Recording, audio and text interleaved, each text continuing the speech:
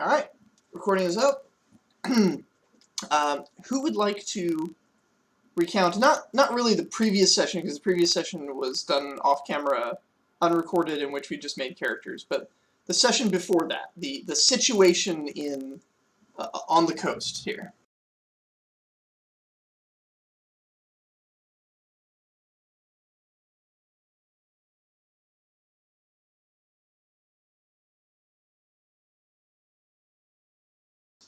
Broadly speaking, things had calmed down a lot.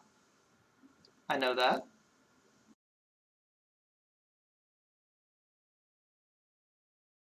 That was like 2 sessions ago for me. I don't even remember. Yeah. I mean, I have some general kind of recollection of it. I think it started with Matthias, the leader of Runeterra, signing a contract with the necromancer who he was kind of holding captive. The necromancer agreed to leave this whole domain in exchange for being teleported away to safety. This kind of happened concurrently as the druids of Koreth and Danwin showed up. They tried to stop that teleportation from happening. They failed. The teleportation was successful. But as this was happening, the dirty thefts were trading apples to the elves and the druids and all sorts of people. And as a consequence of eating those apples, the elves saw the future, I believe, and they saw that it was not in their best interest to attack Runeterra, so they left peacefully.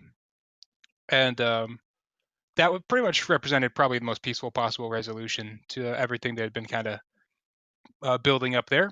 I know a lot of the undead army elected to stay in Runeterra and became kind of permanent fixtures there under Matthias. The Starmoot then happened. The Empire sent some representatives who demanded tribute. I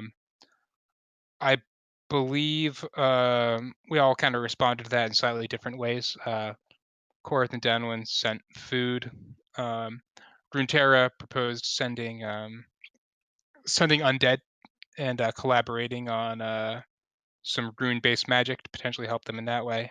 The Wandering Rut, in particular, thought interestingly, pretty much just told them to fuck off and dared them to find the city. Yeah, and make me. yeah, and yeah, that was also a valid response. The next thing I kind of remember is Lone Firma, Troy's civilization. They detected as some kind of underground missile was approaching them. Ended up being dwarf refugees that were fleeing the Empire to the north. And I believe, they were just seeking freedom generally. And I believe Lone Firma kind of granted that, or at least didn't get in their way. And then right around that time, also Uthalor, the druid who had been who had come to Danwin a session or two prior, was revealed to be the last believer of the god who was beneath Runeterra. And he decided it was time for him to move on. He gave some counsel on that before he left to go back into the wild. But yeah, the general gist of it seemed to be there's basically just more going on, more to that than we realized, and that Runeterra was not, in fact, an enemy or anything like that. That we would have to work together in the times to come.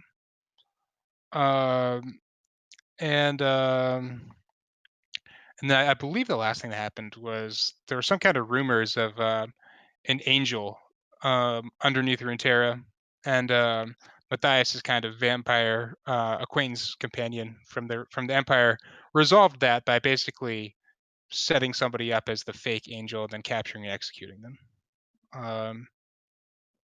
And I'm sure there are things I've left out, but that's kind of the sum total of my recollection, the small amount of notes I took. Yeah, you hit the high notes. Those are sort of the main events of the era. You You did also have a scholar report on Uthalor's research. Yep, and that scholar was Mara, who is now my player character. And she is of the opinion that Uthalor was not actually reporting what he was researching. He was researching other stuff, and the reports, as far as she can tell, he either made up or he got from some other source.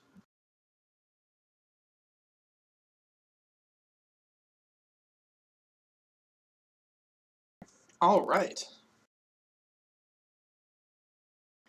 So, some small things are happening in some individual locations that we'll want to address very briefly. In the Wandering Rut, you did, over the course of the winter, manage, with the help of a very, very grateful druid group, get your hyenas trained up.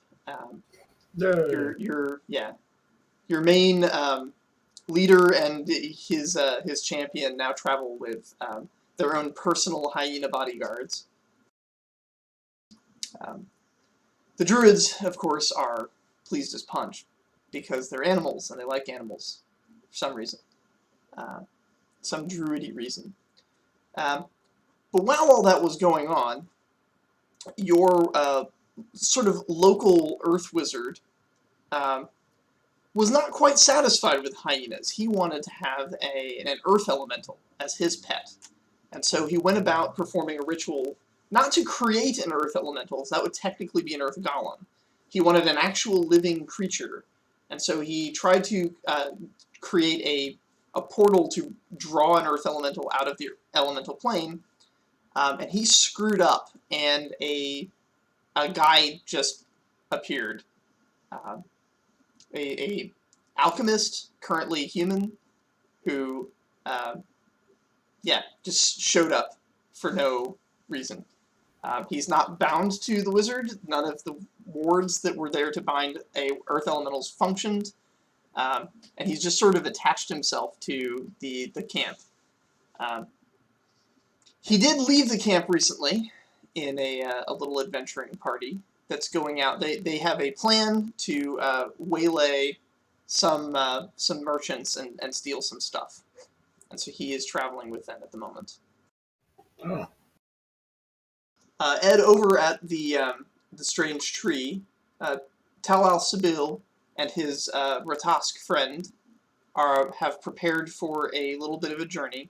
The Ratask has informed you that the best place to pick up on the energies that he's sensed and the rumors that he's gathered for the next step of your journey is going to be at the Starmoot. And so he's happily heading there. Some raccoon guy called the Dirtithef is also going with a bunch of raccoons that are apparently carrying random odds and ends. Okay. And so you set off and eventually find yourself heading towards a druid collective that's very near the Starmoot. In Runeterra, a scribe working at an imperial embassy receives word from his superior, who has been living there in the lap of his own private luxury for quite some time, despite the accusations that he might be a vampire. But he has ordered the scribe to travel to Corinth and make sure that a particular supply of food that's being transported to the moot arrives safely. Within the supply is a large containment of gold that is to pay for next year's moot, and it is imperative that it arrives safely. You've been given special papers of dispensation and also a gift of not blood but actual wine to take with you to hopefully ingratiate yourself and get yourself embedded in this little party that's secretly transporting gold. Meanwhile, in Corinth, the plan is, because there are always bandits from the Wandering Rut trying to waylay travelers and stuff. It's just kind of a weather condition out here. And with the moot, they all think that they can get some of that druid gold. So a really well-armed wagon has set off that's very obviously where the gold really is. Meanwhile, a food wagon is coming along a different route from a different place. And it's completely not at all conspicuous whatsoever. And so, the scholar is to accompany that food wagon and meet up with the king and the champion, who obviously would be guarding the real gold. Right. So the scholar is guarding the fake caravan, the one that's like the one that's too conspicuously obvious. No, the scholar is guarding the food, which happens to have some gold hidden underneath it. Okay. The conspicuous one is conspicuous because the king is there. Oh, right. Okay. So she's with the other one. Yep. Okay. Hey, there he is. Yeah. Just gonna listen for a minute. My headphones are still busted. Okay. Just to let you know what's going on with your guy. So your king and his entourage traveled to Corinth before heading to the Star Moot, along with the gold that you guys have gathered to basically pay for next year's moot. And a plan was hatched where the kings and their guard, obviously those are the ones who are going to have the the gold with them. So they're going to march in a big, obvious parade that hopefully will be the one that people try to stealthily sneak in and pilfer without people noticing. Meanwhile, the actual gold will be hidden in a shipment of food going along a different, slower route.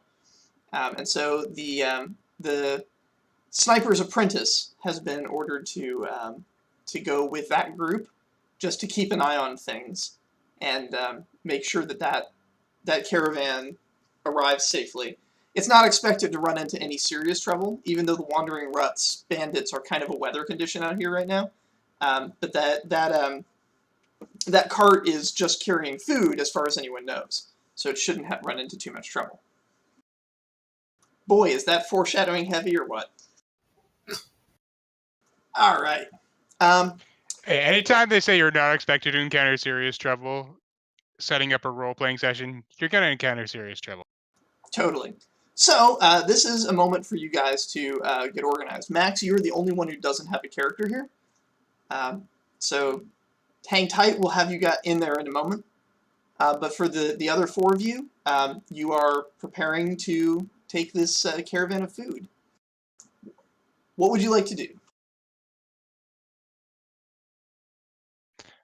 I would like to take a very meticulous inventory of what we have and what we're supposed to have, and if there's a difference between the two, I'd like to know that, but not have it be documented. Very good. Make an investigation plus focus roll. All right, one sec.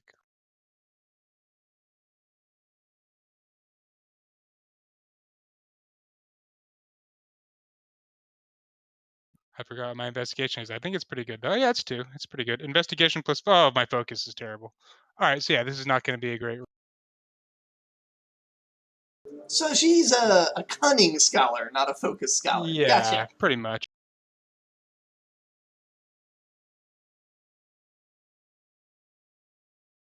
Is Uther up? No, let me get that. While we're waiting for that, Max, the little bandit group that your guy has just sort of wandered off with, and they haven't questioned it because you came from the rut, so obviously you must be a bandit like them.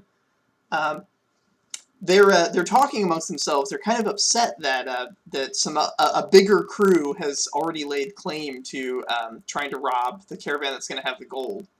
And so all that's left for you guys is some like ridiculous little food cart that's maybe going to have some apples at best. They're quite upset about this and grumbling as they go prepare an ambush.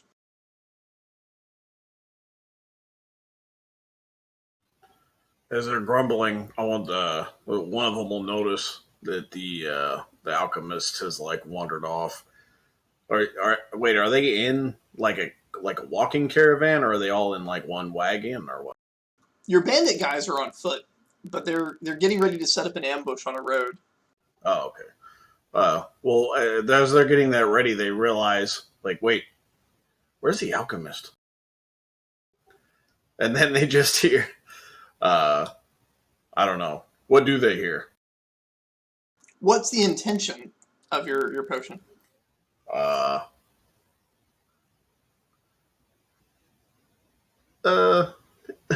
say that he sees like a bird that he hasn't noticed before, and he just wants to see what happens, so he just tosses it.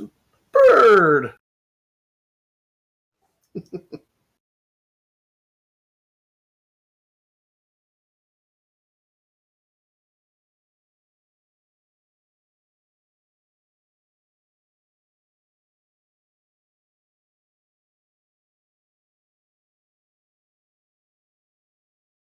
Let's see, result number 65.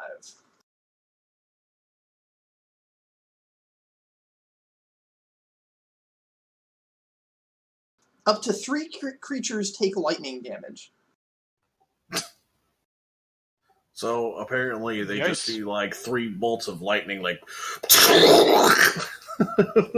like, oh my god! And now it's Roast Bird. Yeah. The bandits are very impressed by that, and they bring you over and they're like, all right, I think we've got a proper plan. So we're going to hide you up in this tree up here. And they built a like makeshift rope and a plank of wood little seat for you. And we'll stop them and back here, and you'll be up above the caravan when it stops. And then you just throw those potions down, take out the guards, and then we'll have it. All the food will be ours. All right. I promise I will throw lots of potions down. All right, meanwhile, back at the caravan.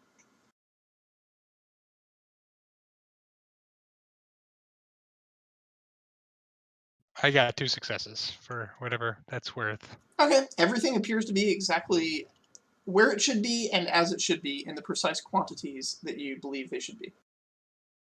Cool.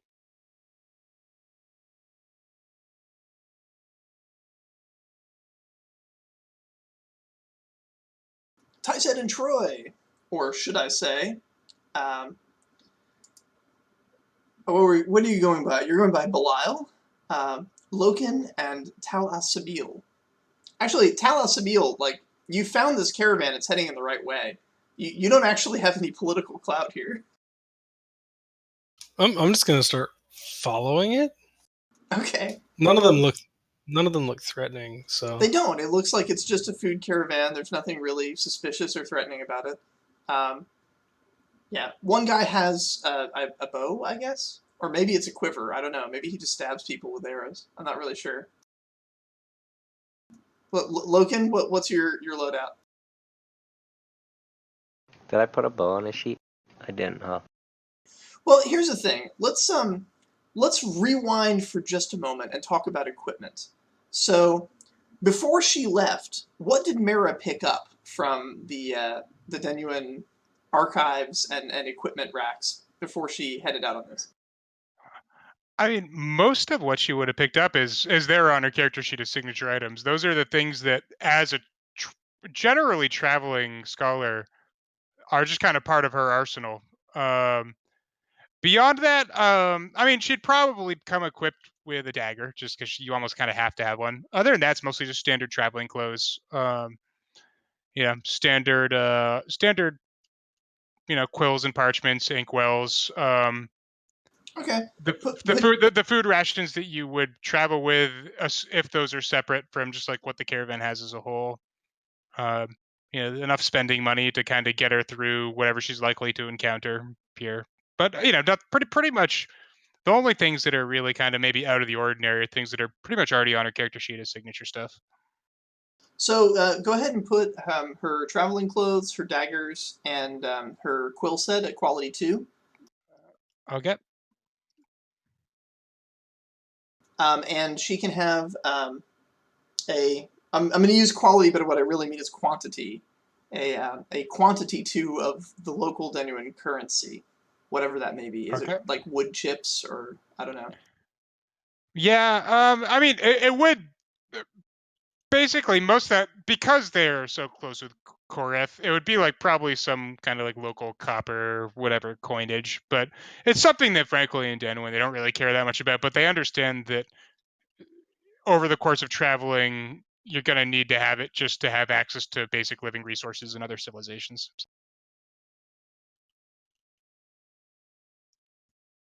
All right. Basically, it would be currency of some kind of, probably copper, of some amount that where the metal itself probably is not worth all that much, because any metal of actual more natural or intrinsic worth they'd probably put towards its intrinsic worth. So, yeah. Loken, before you headed out, what equipment did you pick up from the armory before you left the Lone Firma? Oh, sorry. Also rope. Always bring rope. Always bring rope, I always almost bring forgot. torches. I Yep. thought it was supposed to be a towel. You always bring a towel. Well, you do that too. I think her towel is magical and she wears it as a cloak. Yeah, pretty much. It's good. It's a good towel. Okay, I always have my quiver. Other than that, at this point, I know I'm going in a separate caravan, right? Like when I'm getting my armor and stuff. You know that you're going in a caravan that's transporting the gold at that point, yeah. Well, I just mean I know I'm not going to be in the same cart as my superior or whatever. Not necessarily, but you can play it either way. Maybe they've hatched the plan before. Sure. I would assume that they had the discussion or something. If I was going to be charged with doing something. That being said, I probably have just a lower quality bow. I've been practicing with one. Alright, quality 2 bow. And then Does your character wear armor as part of his official duties?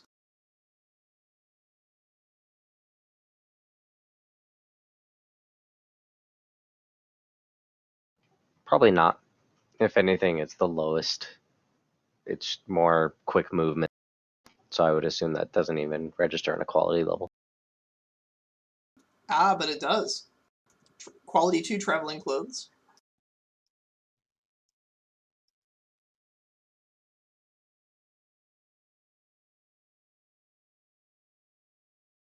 Clothes meant to keep you free and mobile have a quality that enhances your ability to stay free and mobile. Perfect. I assume that would be what I have. Just as like fancy outfits that make you look more socially affluent can be used as quality in social checks, right? Like items have all kinds of cool uses in Fluid. So. You All just have to narrate it. That's right.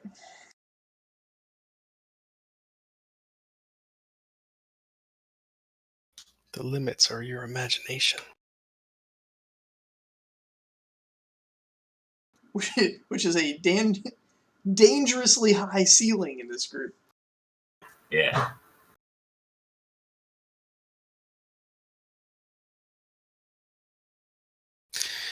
So is anyone taking notice of the fact that I'm following this caravan, or is it just kind of... They will in a moment. I just want to make sure Okay. that they're... Yeah, you're a raccoon, right?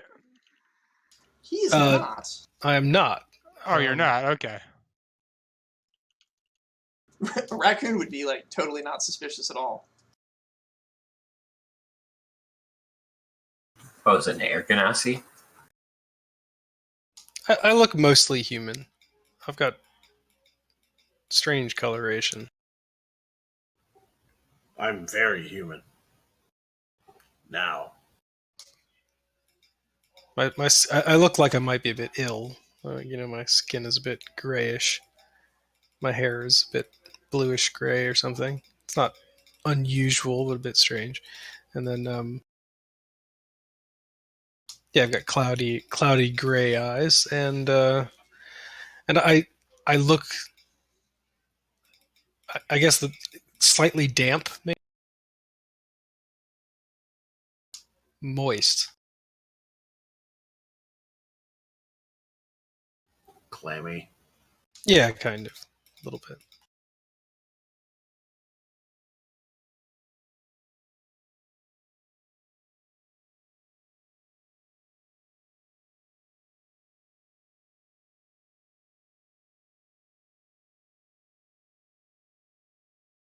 All right then, Belial. When you were ordered to go on this little adventure, what did you grab from the embassy before you headed out? Well, the first thing I immediately got was my book and my ink and my quill. But I also brought a couple. I also got a couple of bottles of fine wine as well, and my best clothes for this because we're heading to the moon, right? Yep. So yes. you have now. This is your personal wine, not the wine that is your mission to deliver, right? No, it's not. All right. So yeah, a quality 2 bottle of blood wine. Quality 2 fancy clothes. They're not super practical, but they sure do look pretty. Do you want to pick up a Book of the Stars? The map of the stars is widely distributed as a tourist, like, knick-knack. So it's something you could carry with you if you want. Sure.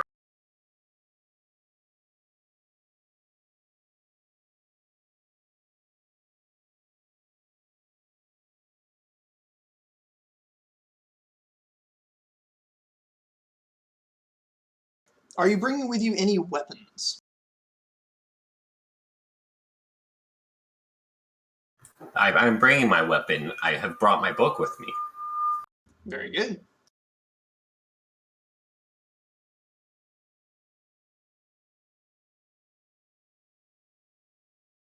All right then. Let's see, that leaves.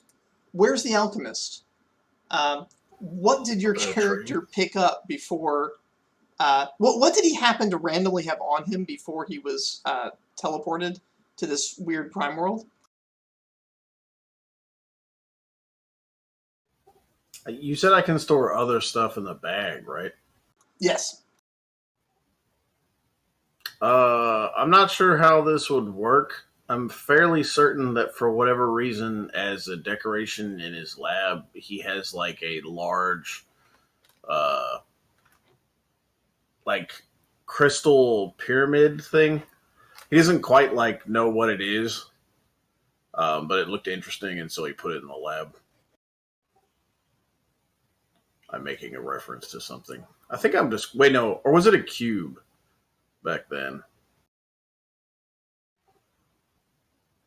He happened to be working like in a slums area, and a very large insect crushed the ceiling from above him with this large.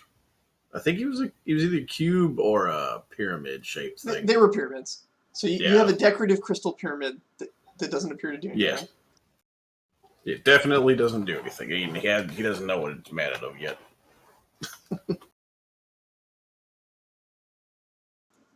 Do you have anything like clothes, weapons? A bag full of potions is the weapon, and clothes. I mean, he probably just randomly puts on whatever he can find in the general area when he goes to a new area. So he's probably got bandit clothes.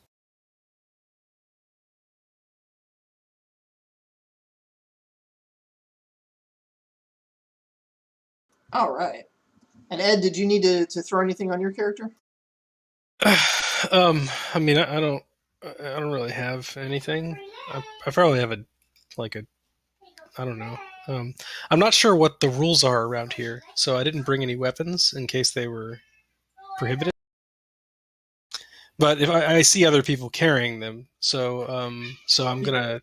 A lot of the raccoon people around you were trading them and exchanging weapons for things like apples and chicken seed and just other eggs.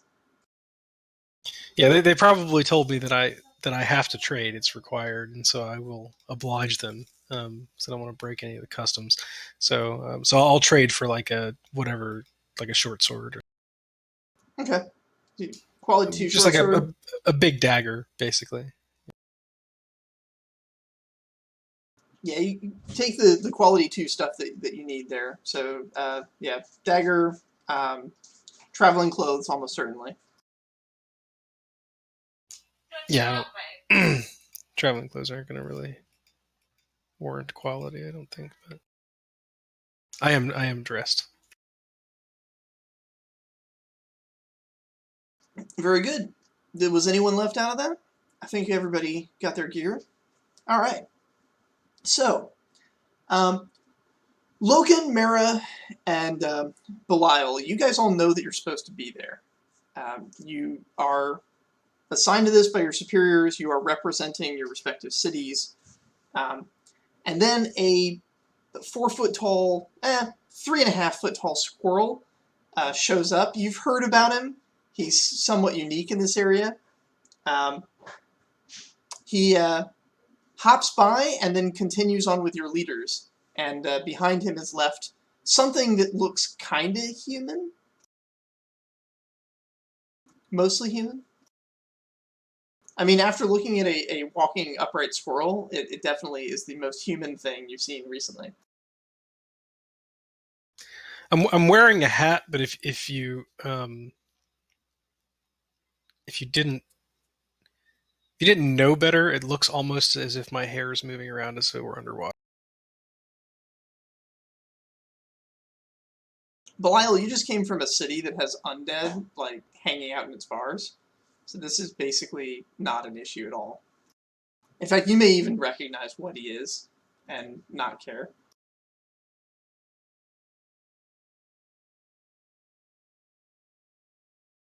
Mara, ostensibly you're in charge of this caravan, since it is coming from your city. Although Okay. Belial appears to be treating it as his responsibility as well. Okay, we noticed the squirrel and the strange underwater dude. Yep. The squirrel's heading over to where your leaders are and seems to be getting on board their carriages. Okay, and I recognize the squirrel, right? Yeah, I mean, you've heard about it. we all would. Okay, so yeah, I would greet the squirrel, and by way of greeting him, and I'll say, "So is that other one with you?" In a manner of speaking. I think you'll find him quite amenable. Oh, good. Okay then. So I'll go over and I'll greet this other stranger.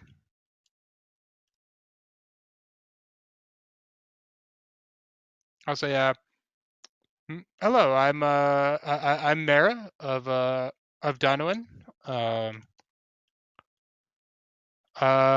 What's your name? You can call me Tal. I say.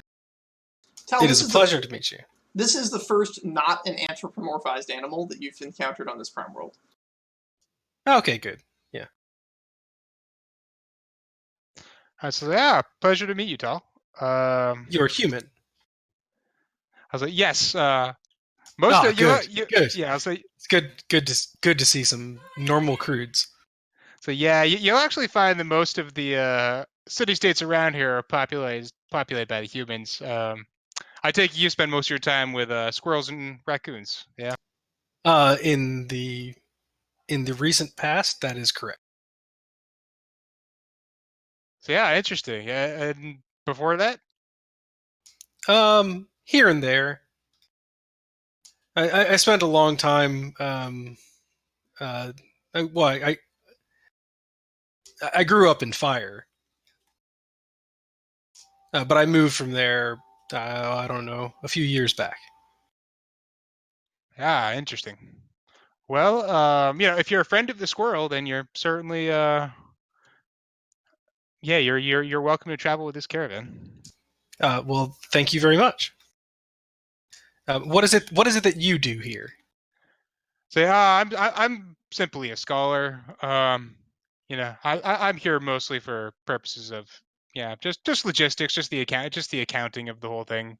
We're just transporting some food, really. But An accountant. um, Oh, I love accountants. good. I've never heard that before, even among accountants. But I appreciate your enthusiasm. Says, yeah, I'm still trying to get the lay of the land, as you know. I'm not really sure where we're going or why it's important, but everyone seems to think it's very important, and I feel a bit of out of my depth at this point. Ah, right. And kind of add a character from. Do I recognize Genasi? I think there's a good chance I would, being a scholar, but I'm not positive that I do, and that might be something I'd have to roll for. You can roll for it, but this is a very high number to know what a Ganassi is. Okay, then we can. I mean, if you're a druid, you can probably smell the elemental stink on me. But Yeah. I also have a keen sixth sense for extraplanar magic. yeah, I mean, knowing what a Ganassi is probably might not be something that you know, but Yeah. I mean, you can feel that I'm related to elementals, maybe. Yeah, I'd probably recognize there's some elemental magic about you at a minimum. Because if I were to roll my scholarship in cunning, the highest I could possibly roll is a 6. So if that wouldn't meet the threshold, then there's really no point in rolling. That wouldn't meet the threshold for actually knowing what a Ganassi is, or even knowing the name. Okay. But you can, Sure. without a doubt, smell that there's magical energy kind of in the blood. Okay. Cool. So we have a.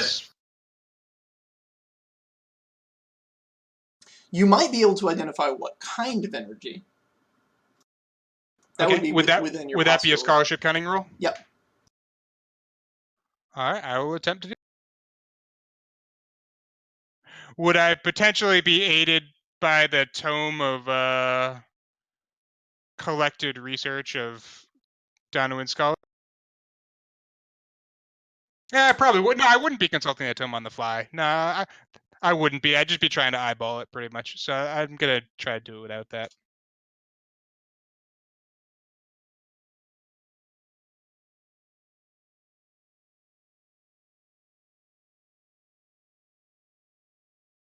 All right, 2.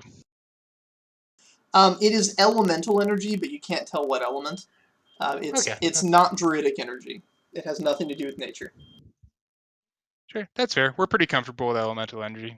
I'm not too worried about it. Cool. Yeah, that's good enough for me. So you're joining this party, are you? This for transporting the food.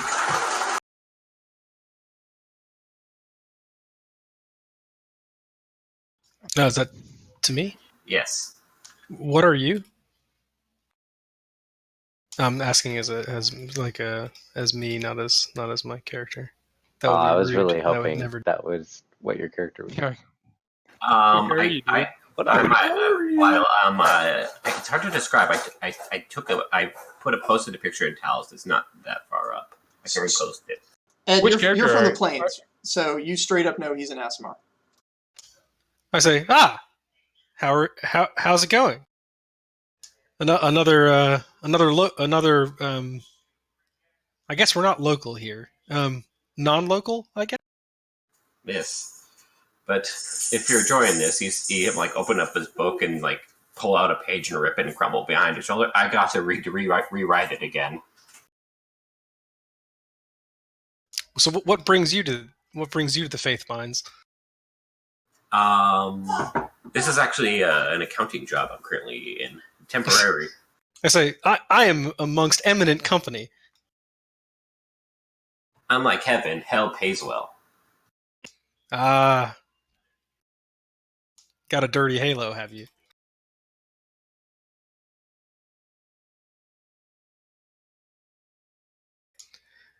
I say, the ivories pay pretty well if you know what you're doing. In with the right people, you know. But you're a good accountant. You know that. One day I wish to be an accountant, or maybe a judge, but I'm in training at the moment. I guess you could say you're getting your feet wet. Learning, you know, on a job out here at the moment. You haven't seen any portals around, have you? I'm looking for a door right now. You haven't seen anything since your arrival. You were gated here, not necessarily portaled. So yeah. But you do know that the Empire has the means of getting you back if you need to. I have my ways. I know that recently there was a portal that happened, but that was only a temporary one. And I wouldn't go there anyway.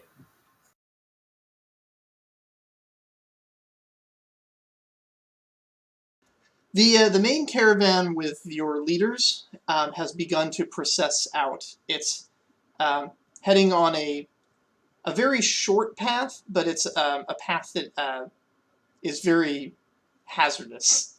They're doing this on purpose. They're basically trying to attract bandits' attention.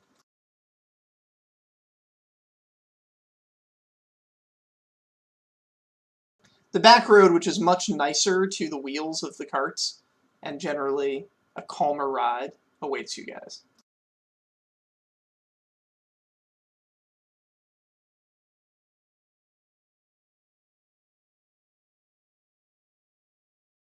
Alright, and so you set off. The oxen begin pulling the carts of food, and you proceed down the path.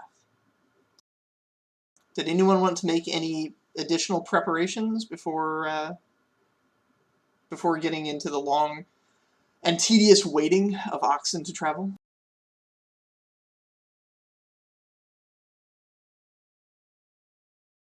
Not that I know.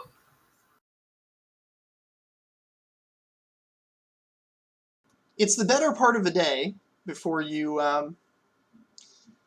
before anything of note occurs. The oxen travel slowly but steadily across the winding path through the woods. Max, you see a caravan carrying grains and bread and apples and other foodstuffs. Looks like there's wax-sealed cheese. It's passing underneath your tree, and your compatriots are heading towards the front of it.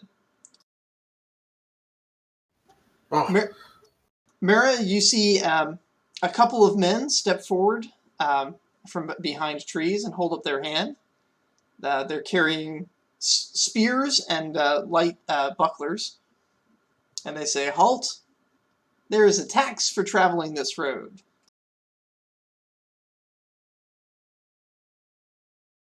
I'll say, is there now? And what would that tax? Your caravan, of course. You can turn around and go home. So yeah, out of curiosity, are they visibly of the Wandering Rat? Is there anything that they're? Okay. It's not like they're like wearing like logos or anything, but There's not a lot of other sources of banditry going on right now. Fair enough. And I'll say, oh, so is your king aware that you're conducting banditry in flagrant violation of the terms of the Star Moot? One of them walks up to a cart, picks up an apple, bites it, and goes, they're just regular apples. Disappointing. The other one goes, I have no idea what you're talking about, but we're here to take this here caravan. Okay. And the gold, I take it would be difficult to kind of abscond without alerting them as to the fact that The greatest downside to gold is its weight. Gold is heavy. yeah. And in quantities sufficient to pay for an entire star moot, each cart needed to have some gold secreted underneath its food supply. So the gold is not only heavy, but scattered. Okay. And I don't suppose anyone had the foresight to have say, like, I don't know, inconspicuously attired druids manning this. The theory was that the bandits would be trying to steal gold by stealth from the main caravan. The expectation was not that anybody would bother a delivery of fruit. Not when there's another road just a little to the north that has the mother lode of all treasure supposedly traveling with it.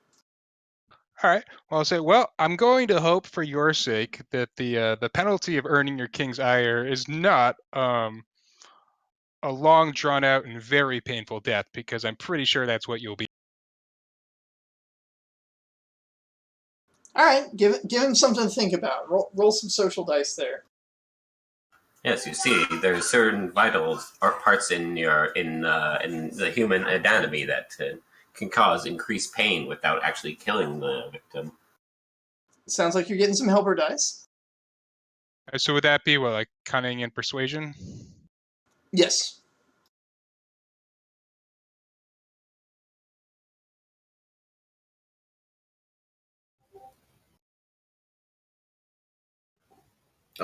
Quick question. I don't have any potential. Is that something I had to put points in?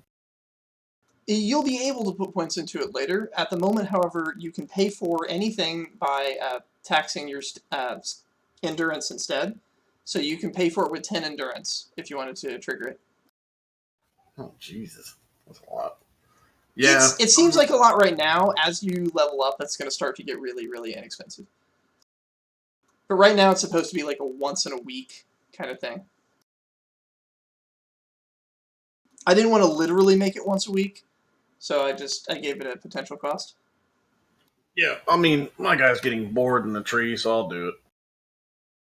You also could do what they told you to do, which is to just throw potions at any guards of the caravan. Yeah, I could do that too. Yeah, I'm getting bored, and it looks like my buddies are gonna meet some resistance. My new buddies are gonna meet some resistance. So I'm going to throw a potion at the group that's trying to talk to my friends, and with the hope that it creates like a sticky area that's hard for them to like escape from. Okay. The response to your verbal assault there is the guy laughs, says, "The king doesn't punish us for stealing. He punishes us for not sharing what we stole. But he'll get his share, and we'll all eat some delicious, what are these, carrots? Seriously?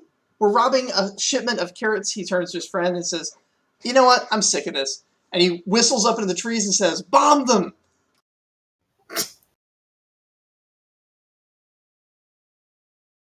Okay, so you intend to throw a sticky grenade, is that correct? Yes. Do I actually have to roll throwing or anything? I don't know. I'm going to find out what it actually is before I make that determination. Okay. Also, is it more dropping than throwing? I mean, Where is he in Okay, yeah. He's hucking it. So choose a choose a target down there. So there's a guy with a bow.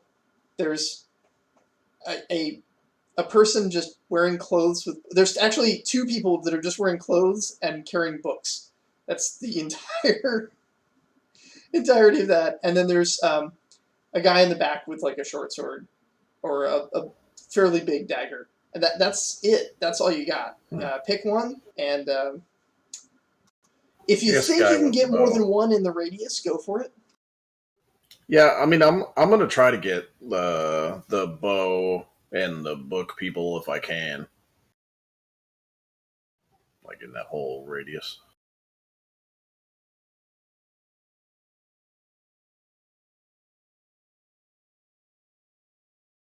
So make a throwing check. Oh, What okay. is our radius? Was that throwing and what focus? Because I'm trying to get them. This would be throwing and agility. You're trying to line up multiple targets. Every success will have an extra target caught in the radius. What does my talented give me? Your talented gives you a bonus 2 pips.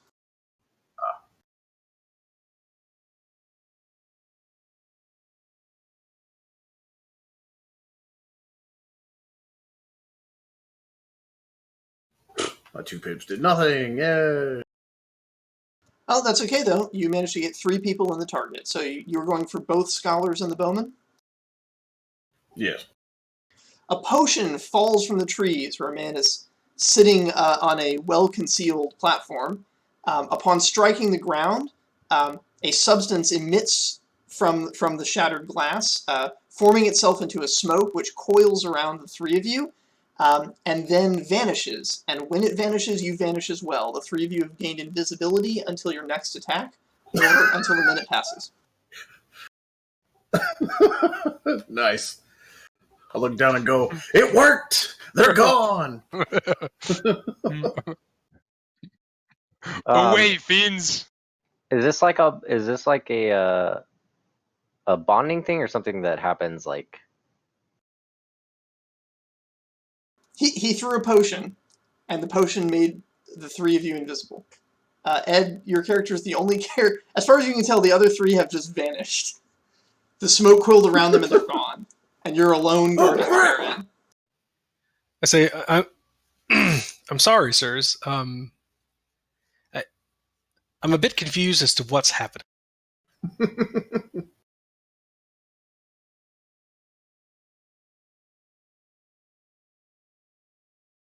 So we're They appear to be invisible and confused as well. disabled. But you said that they're gone. So that's what you said. So you're like, they raise their spears. The 2 of them are like, looks like it's 3 against 1 now. I think you'll find that this caravan is ours to take. You can run along. I mean, are those the rules of the land? I don't believe you have a deed to this caravan. It's important. Property rights are extraordinarily important. Do anything. How would you feel if someone just came up and took your boots? Wait, does it sound like he's talking about some kind of order back there? Oh, yes. He's definitely Oh, talking yeah, about no, law. I'm totally throwing a potion at that guy. When you get a chance, but everybody else gets some actions Yeah. too here. So, Okay. invisible people, what would you like to do? You're currently invisible, and the 2 guys with spears are just freaking ignoring you and advancing on the incredibly distracting and talking friend who's not invisible. Do they have like? Does it look like they have daggers on them? They do look like they have boot daggers, yes. I'm going to like as they're walking by. I'm going to like pickpocket. I'm going to just like slice them on their heels. Okay, so first you're going to need to make a crime plus agility check. Years of living with the thefts, the raccoon thefts have taught these guys to secure their daggers quite tightly. But so they're not quick release. You'll have to actually put some effort into sneaking out. I just want to commemorate this moment because this may be the first time I've ever seen crime used in combat. And I like it. Oh yeah, you get it. All right, so the guy howls in pain as his the back of his leg is cut by a dagger. As you draw it from the sheath and give a quick slash, you then appear. The spell is broken. So those of you who were worried that some of your companions were disintegrated, indeed it appears they were not. As, yeah. The Scholar Belial appears with a dagger in his hand dripping blood. You haven't completely disabled the guy, you've just kind of messed up his turn. He drops to one knee. Let's see. Loken, what would you like to do? It's hard to aim down the shaft of an arrow when you can't see the arrow, but you've been training a while.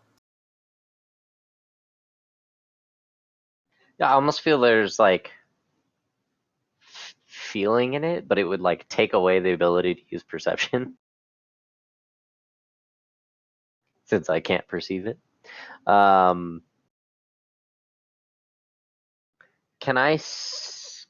know where the potion came from now? Yes, there's a man Beautiful. up in the trees, sitting on a little makeshift swing.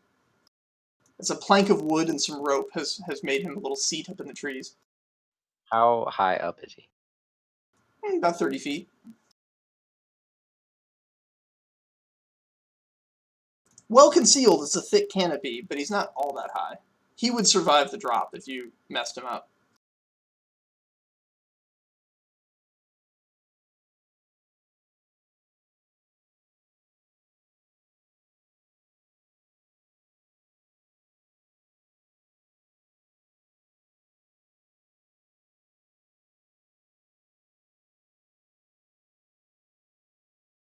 That's fine. I'm gonna try to shoot him down. No.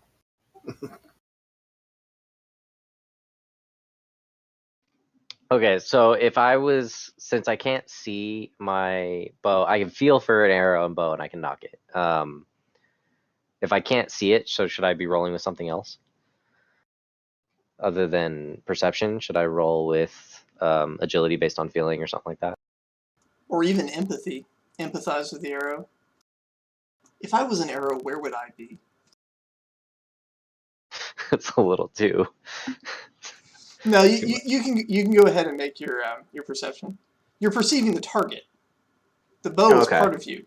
The bow is your arm. It's your perception of where the target is that matters.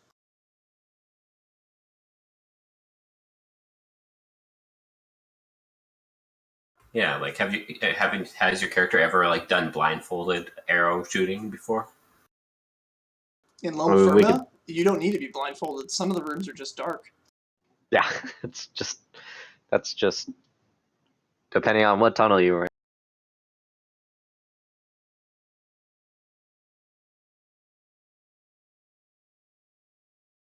Okay, who are you firing at?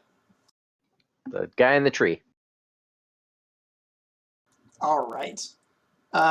Max, you have a condition, a 5-die condition coming at you. So basically, you need to either forfeit your next action to try and mitigate this situation, or tax something by 5. If you cannot tax anything by 5, then you're out for the combat.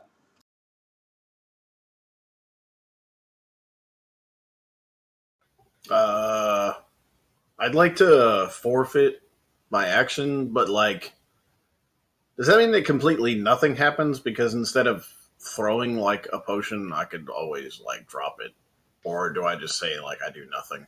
It's not that you say you do nothing. You say you do something to stop this arrow from hitting you. You're going to be taking your action to try and prevent the arrow from hitting you and rolling against it. Okay. Yeah, for every success. Throw a potion at it. Okay. For every success you get on this potion, you will reduce the number of dice coming at you by 1. Can focus now be used? Because like I'm trying to specifically hit a target flying at me. No. Is the arrow invisible in this scenario? No, it's not actually. You appear as soon as the I arrow is do it, loosed. right? But it is Right a on. very fast-moving thing. So if you're just going to throw a potion at it, your difficulty of accomplishing anything is very, very high. On the other hand, you might just like spray a potion in the air in between you and it. Of course, you have no idea what the potion will do. Or fall out of the tree. You could also cut the rope and just drop out of the tree. Okay. Nah, I don't want to cut the rope. Then I lose my vantage point. Yeah, I could throw the potion just wildly in the air like a gas, and then hoping that it'll transform the arrow into like flower petals or something like And before harmless. it just doubles the speed of the arrow. It's like, oh god. Would that be throwing in vigor if I'm just like, "Whoa!" like in front of me? I just rolled what the potion does, and it does not help you in any way, so you still need to fix that 5 tax coming at you. However, the potion sprays against you, and you lose the ability to speak to non-animals. But you gain the ability to speak fluently to animals. Oh, that's kind of convenient. I'm gonna get hit with a fucking arrow. Right before the arrow strikes you in the chest, a squirrel on a tree goes, "Man, you are screwed." I mean, I guess, can I tax endurance? Yes. Okay, I'll do that by 5. It's at a 5-to-1 ratio, though. So I have to do it by 20? Yeah, so damage is a big deal when you're a low-level character. The first thing you're going to want to look at is your resist, avoid, and notice. Because these, you can, basically you get a free die to just negate one of the dice coming at you. You have to be able to narrate how you're using it, though. It looks like you have resist, so just like bunching up your muscles and trying to like take it to the chest might be a good thing.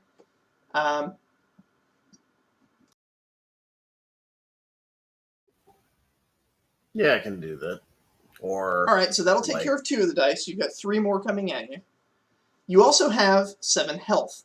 That's the main thing that's going to absorb that. So, yeah, if you let 2 of those attacks go to your resist and the other 3 go to health, then you're fine. You're still up. You just have an arrow sticking out of your chest. Yeah, I'll do that. I'm just going to heal myself with a potion after anyway. Cool. And then I'd like you to make a quick athletics plus vigor check to see if you stay in the tree.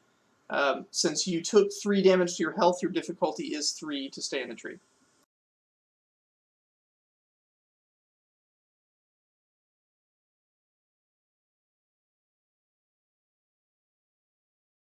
Is that athletics and vigor?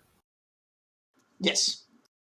You need to hold on to that rope for dear life, or you're going to go flying out of the tree. And you miss. So you sail out of the tree and crash into a pile of leaves.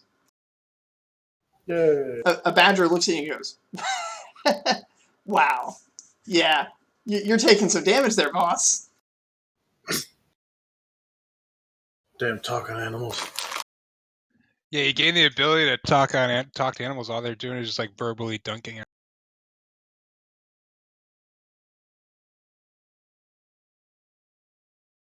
It just means they're doing that all the time. Mara, you're Yeah. still invisible. Yeah, I am. Yeah, I would like to duck kind of under one of the wagons. And I'd just like to quickly pull out a parchment, and with my enchanted quill, I'd just like to write, caravan is under attack. Absent further word, assume the worst, and then I'll just kind of give our general location. And that is going to Good get call. transferred back to the halls of Danwin. It's not exactly the intended purpose, but it's roughly adjacent to the intended purpose, and I know it's closely monitored. So, Yep. yeah. Good call. And that does not break your invisibility, so you remain invisible. Your ability to write might have been somewhat questionable, so you may get back to Denuin and find that your handwriting is incredibly embarrassing since you couldn't see the parchment you were writing on. That's fine. It's actually pretty common for people to write into this, into into their parchments as they're literally dying. So it's not, it's not uncharted territory.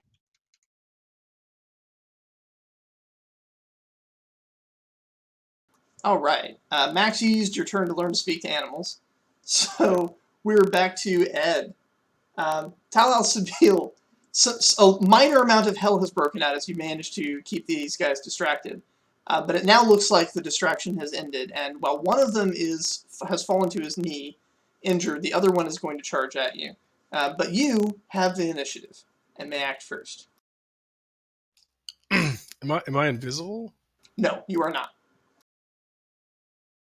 Max is only able to catch 3 people in the radius when his I see. potion. Yeah. Okay, so awareness dawns over me, and I say, bandits.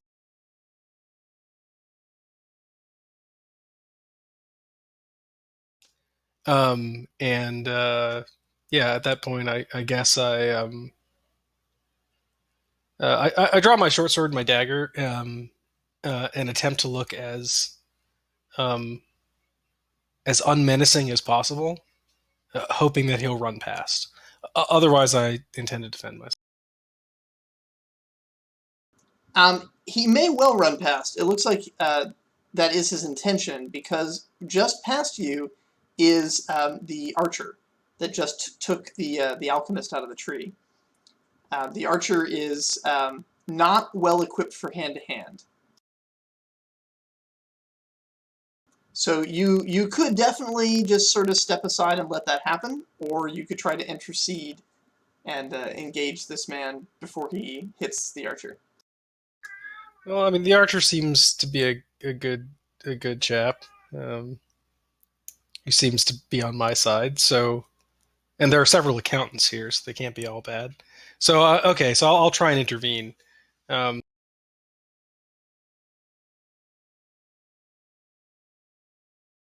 Okay. So he's going to engage you in melee with his spear. Oh, I'm not going to intervene that way. I'm sheathing my weapons. Oh, we're intervening another way?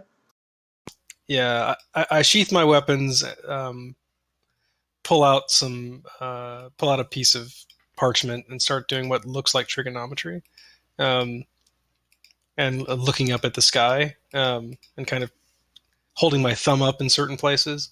And then I'm just going to go ahead and just give him a -1 threshold for the rest of the turn. All right. Go ahead and tax your faction.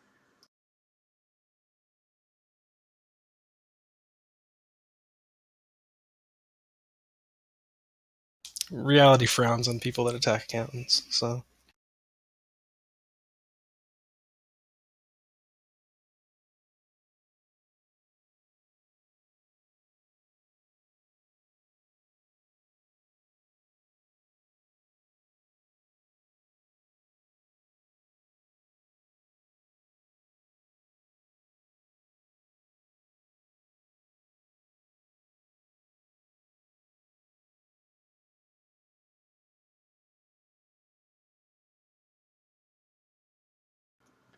Well, that definitely sucked for him a little bit, but not as badly as it could have. The quality of his spear saves the day.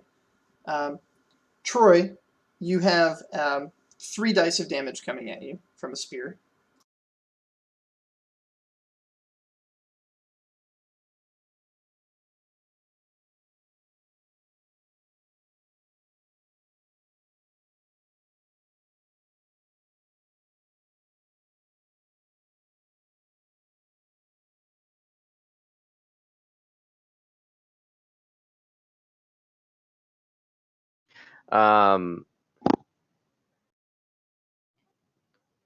Our whatever resist avoid notices, when those 0 out, it's not any incapacitation, right? No. Those are the only ones.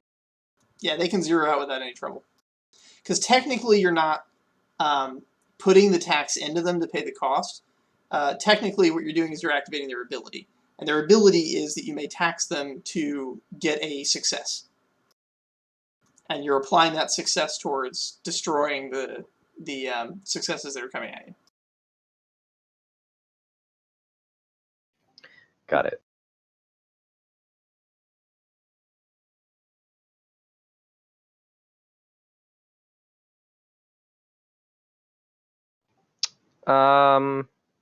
Yeah, I think based on that, I'll just use my avoid and kind of just soak all of it and just jump out of the way.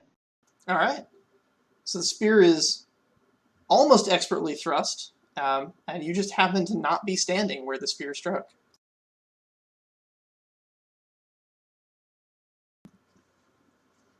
Very good.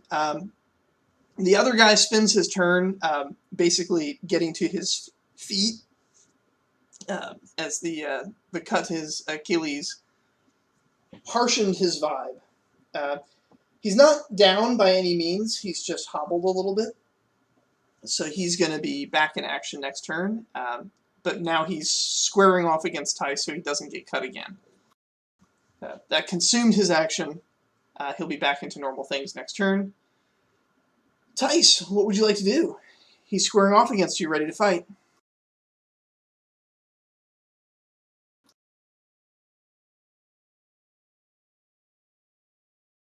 Belial? Yes, I'm taking a second here. He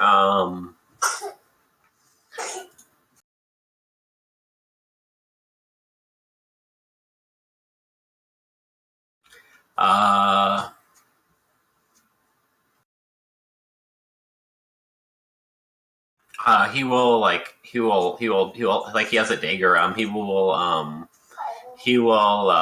He'll take the dagger and he'll like pull out his quill for a second. And he will like wick it like the blood dripping. He will wick it on there, and he'll be like, well, now that I've got your attention, this is I have a better proposition for better pay and better food. As he starts writing down the proposition with the blood from the guy, and be like, if you kill your friend there, I can offer you triple the pay and food from the land of Runeterra, if you agree. As I finish up the writing of the contract, and I'll like present it to him. Okay. When his turn comes up, he's going to try to stab you through the contract. Not broadly literate, these guys. A good try, though.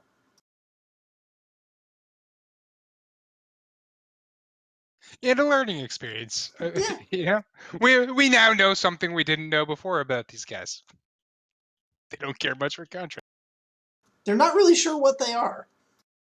They've certainly never had to abide by a contract in their lives. Even social contracts, they just abstain.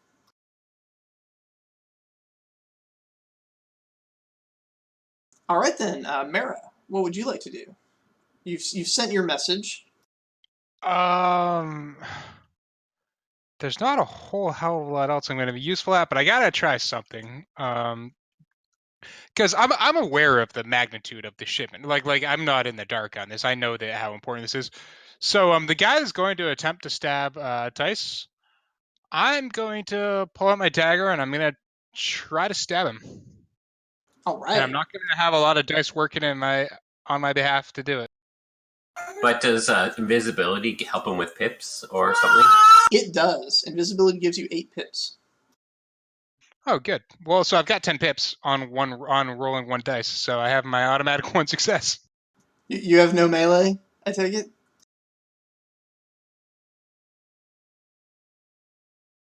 Yeah, you have no combat abilities whatsoever. Look, I got a natural success too. 10 pips remaining. All right. Nice. I did what I could. Yeah, that guy's about to stab Tice. I'm stabbing him first. He is duly stabbed. I wouldn't be doing my job if I didn't do something, right?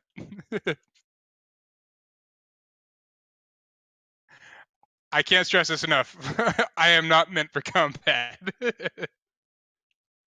I'm a fucking accountant, so I mean, I'm not even an accountant. I'm an accountant in training. So we're in the new show, 2.5 Accountants. Pretty much. I mean, I'm a scholar who's been kind of forced into some sort of accounting duty. So yeah, pretty much. All right. Meanwhile, in the forest, you're lying in a pile of leaves, basically concealed, being berated by woodland critters. What would you like to do? This is the forest of dick animals. Uh, I've taken damage, and I need to heal my HP. I'm gonna drink a potion.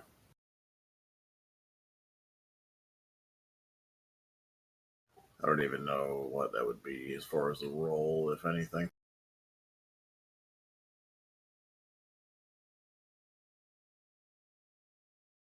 Are all your potions random? No, none of them are random. They all do exactly what I want them to do. Just what you want them to do is to be random.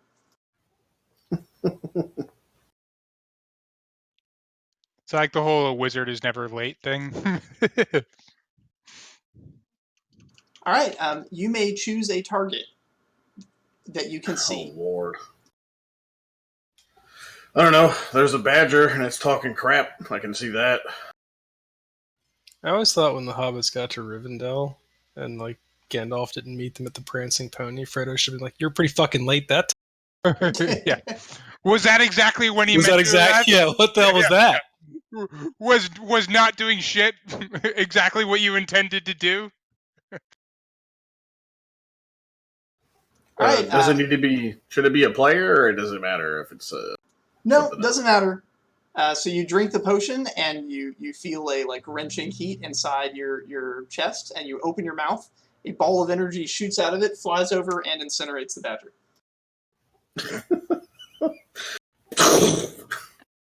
Dick move, man. You just like Well, I fire didn't like that breath badger this anyway. Badger?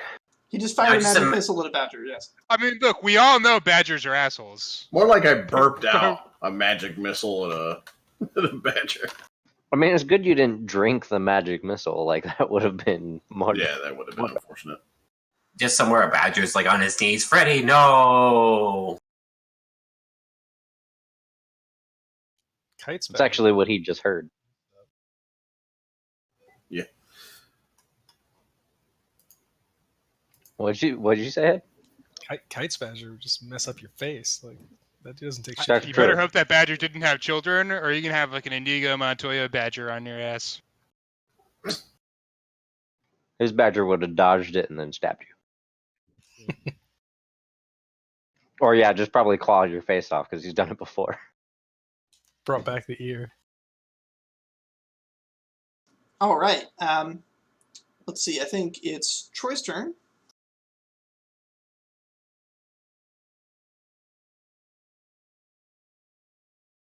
Okay.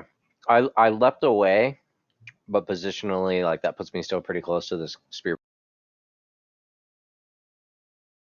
Pretty close, yeah. There is a cart near you that you could like jump over or duck under if you needed to get away. Alternatively, you could attack him. I have disadvantage if I'm this close with a bow, though. Yes. What is that threshold disadvantage? Basically, yeah. It's not like an official thing. You could maybe Legolas the situation, just stab him with arrows. I don't know. Does anybody have a shield that I could slide on real quick then?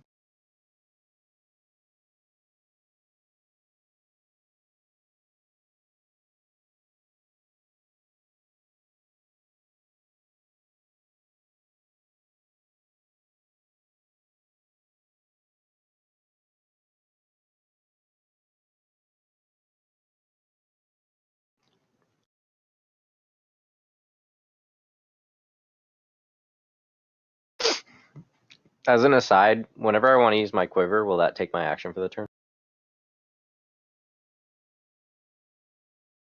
No. You're not if your action is to fire the arrow anyway. Yeah, if I want to change the arrowhead out and then fire an arrow. Right. The whole point of the contraption is that it's faster than actually looking at your quiver and selecting something.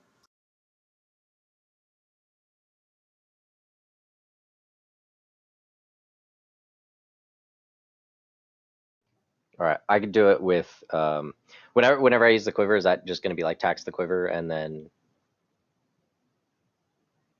so just tax it each time I use it? Every time you use a special arrow type. But you can replenish it. You have the skill to do that. Yeah.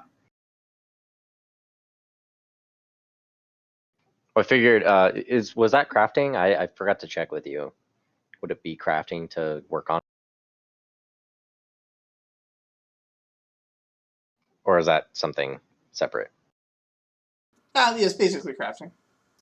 Okay. Okay, I want a quick change to my net arrowhead and fire it at the guy closest to me to kind of like wrap him up. Okay.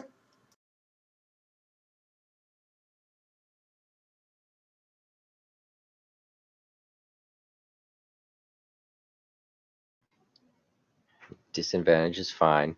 So okay, so now I have questions on how to roll this. So roll with the threshold 7, and then do I take the pips from the bow, or do I get any pips from the quiver based on the arrowhead? How would I do that?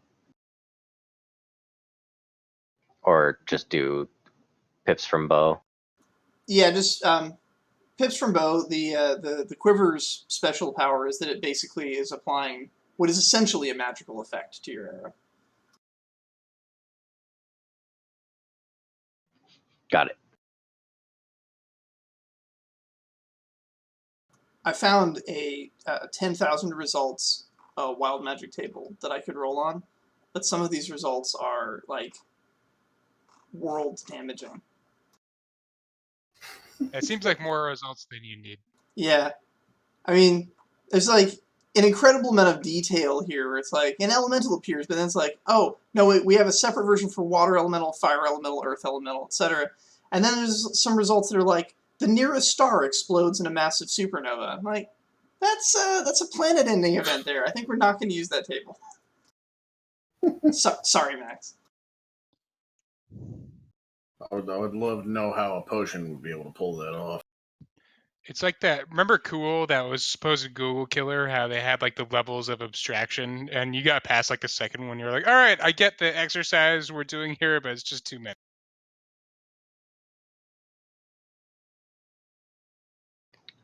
Okay, 3 successes.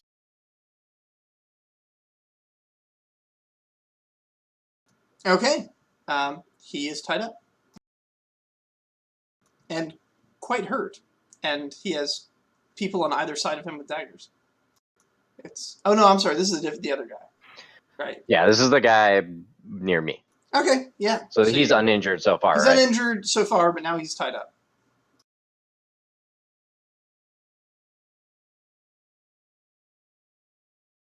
All right. The guy who was prepping to attack Tice, he's been stabbed in the back, which hurts. So he's going to basically is just going to spin his spear in a circle around him, trying to strike at both of you.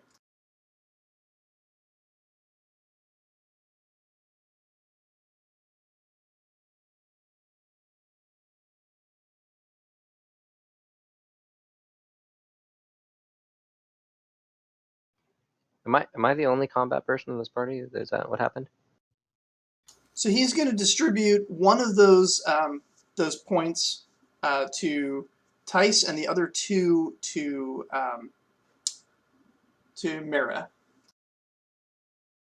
Okay. Mara was closer, basically. I have to avoid, so that works out all right. You just limbo under that spinning spear. I also limbo under that spear. fact, I'm going to avoid one and take the other one to my health because it's going to be kind of a badge of honor. I got hit by a spear. There you go. I tried to avoid, but I couldn't quite get the job done. It's like one of those things where like it just barely grazes like your cheek. It just barely draws some blood. Now you've got a nice little scar to brag about. Exactly. I can go back and gloat to all the other scholars. I bled for the cause. What have you done? And this starts a new round. So there is one bandit still up, and there might be an alchemist in the woods. You're not sure. There was a bright flash and a squeal.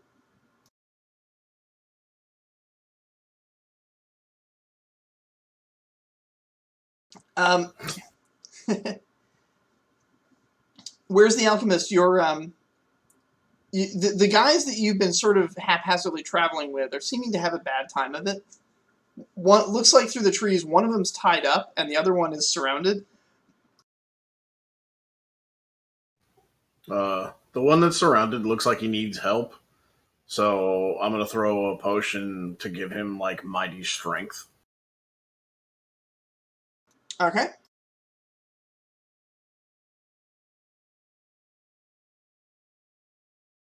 You certainly hope that's what it does. That's what all of my stuff does what I want it to do. I hated that badger. Upon striking him, the potion flows over his body, and he begins to glow brightly. Attacks against melee. I'm sorry. Attacks against him come at a threshold penalty, as he is currently too bright to look upon. Woo! It worked.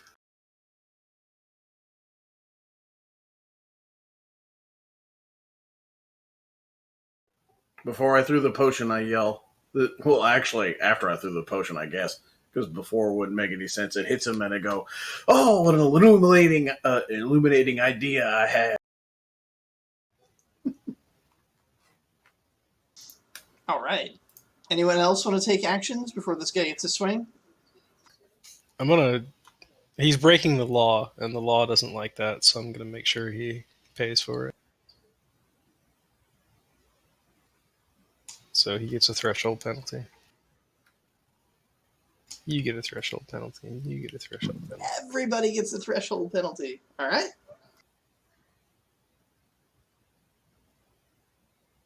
That ability is very effective at small numbers of people. Yeah. Black will like look at the guy and be like, if you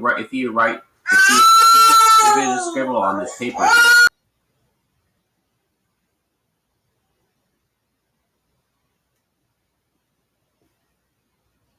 You can go ahead and make a persuasion check and see if it does any good.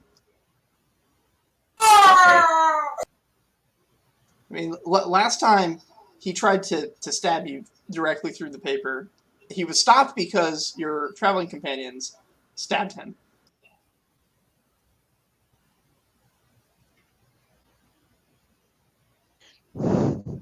If it's not abundantly clear, I don't think I have the capacity to do that again. Probably shouldn't have done it the first time. Hey, people have been killed by a 0 melee character just kicking them. Yeah, well, what's more of that? Like, this guy's surrounded currently, and he's currently bleeding out. Like, all he has to do is kill his teammate, and he'll get rewards probably better than.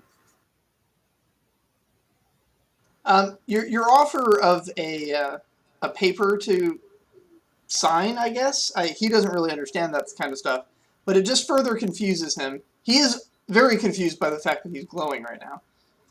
That was not a planned event.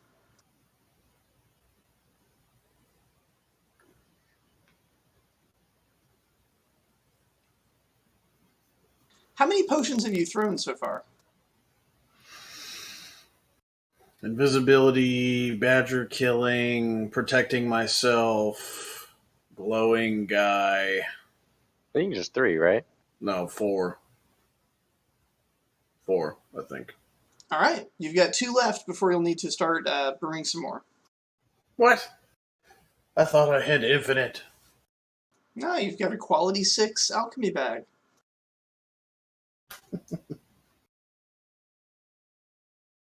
I mean, theoretically you have infinite, as long as you have infinite time to make them.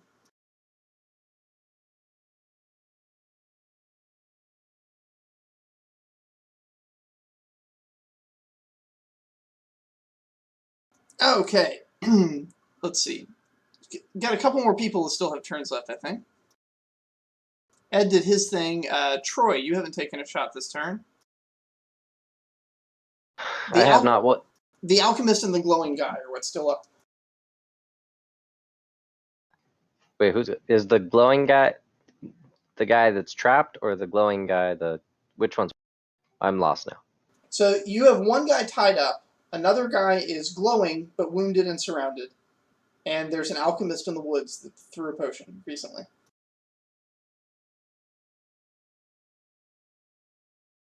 Got it. And I can see the alchemist because he just threw a potion at a guy, right?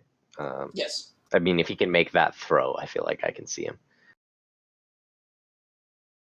Yeah, he was just covered in a pile of leaves, but now he's stepped out of the leaves and thrown a potion. Okay.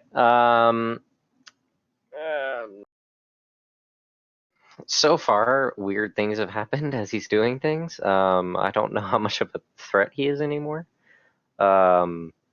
Whereas these 2 guys seem to not be doing any damage to the other guy at all. So I don't know my position on him 100%, but I just want to just put an arrow toward that guy. Okay. He's currently glowing as bright as the sun, making him hard to aim at. It's impossible for him to stealth. You know exactly where he is, but getting it precise with an arrow is going to be at a threshold penalty. Got it.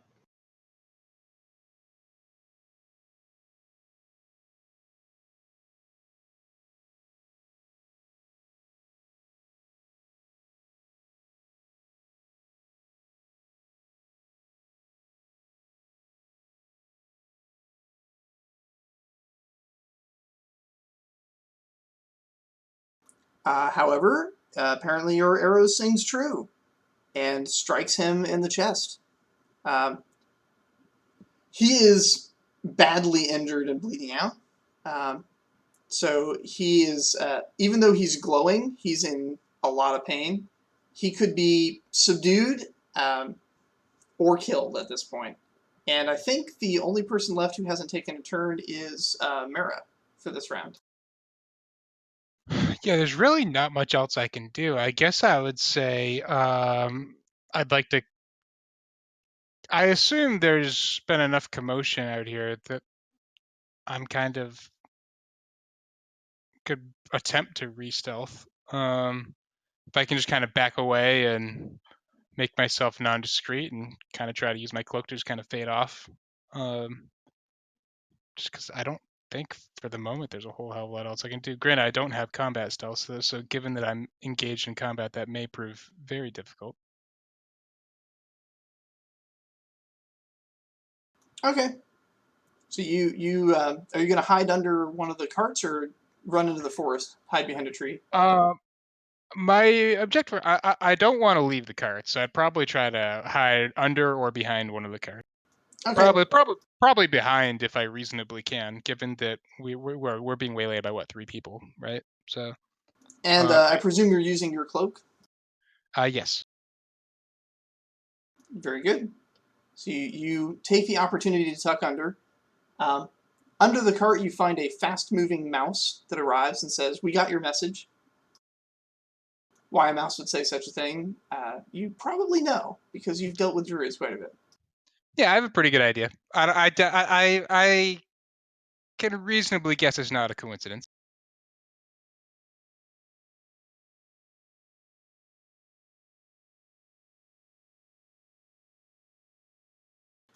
All right. Yeah, the glowing guy, he just falls to his knees. He surrenders. He still isn't sure what a contract or a signature is, but as the glow starts to fade from him, he's looking for any kind of out. And the only guy left is the alchemist in the woods.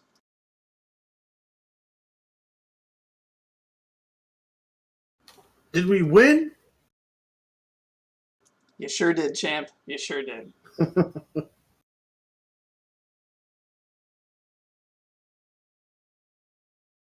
Well, this battle went completely as expected.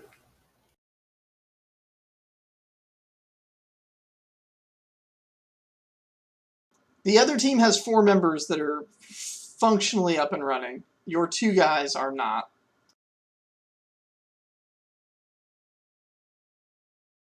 What's your plan?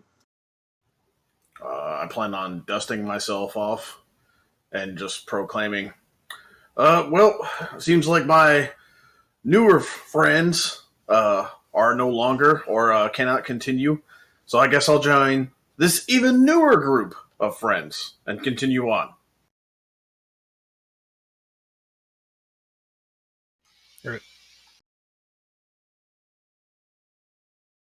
It is worth noting that, for the most part, his potions helped you guys, with the exception of the one that made the guy glow. I say, welcome, friend. He stealthed you guys at the beginning to give you like extra attacks. He learned to speak with animals, then got mad at one of them and disintegrated it. And he lit up one of your targets. Yeah. No, I'm totally open to the possibility he's a double agent working on our behalf.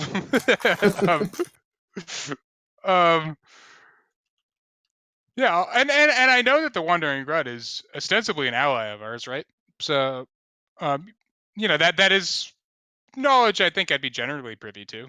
I mean, I don't think it's a secret within Dunwin. And within the higher circles that you've traveled with, it's well known that they have spies in a lot of places, and those spies are very amenable to helping out paying customers, of which Dunwin is one. They're having these discussions and they're like talking amongst themselves, like, yeah, he's probably so and so or whatever, and I'm just like nodding along, like, yeah, because right now all you hear are like tweets and chitters as though they're animals. Oh yeah, and I can't talk either, huh? Correct. So they don't hear me saying anything. So, would my philology? I know it's mostly about translating written languages as I've read it.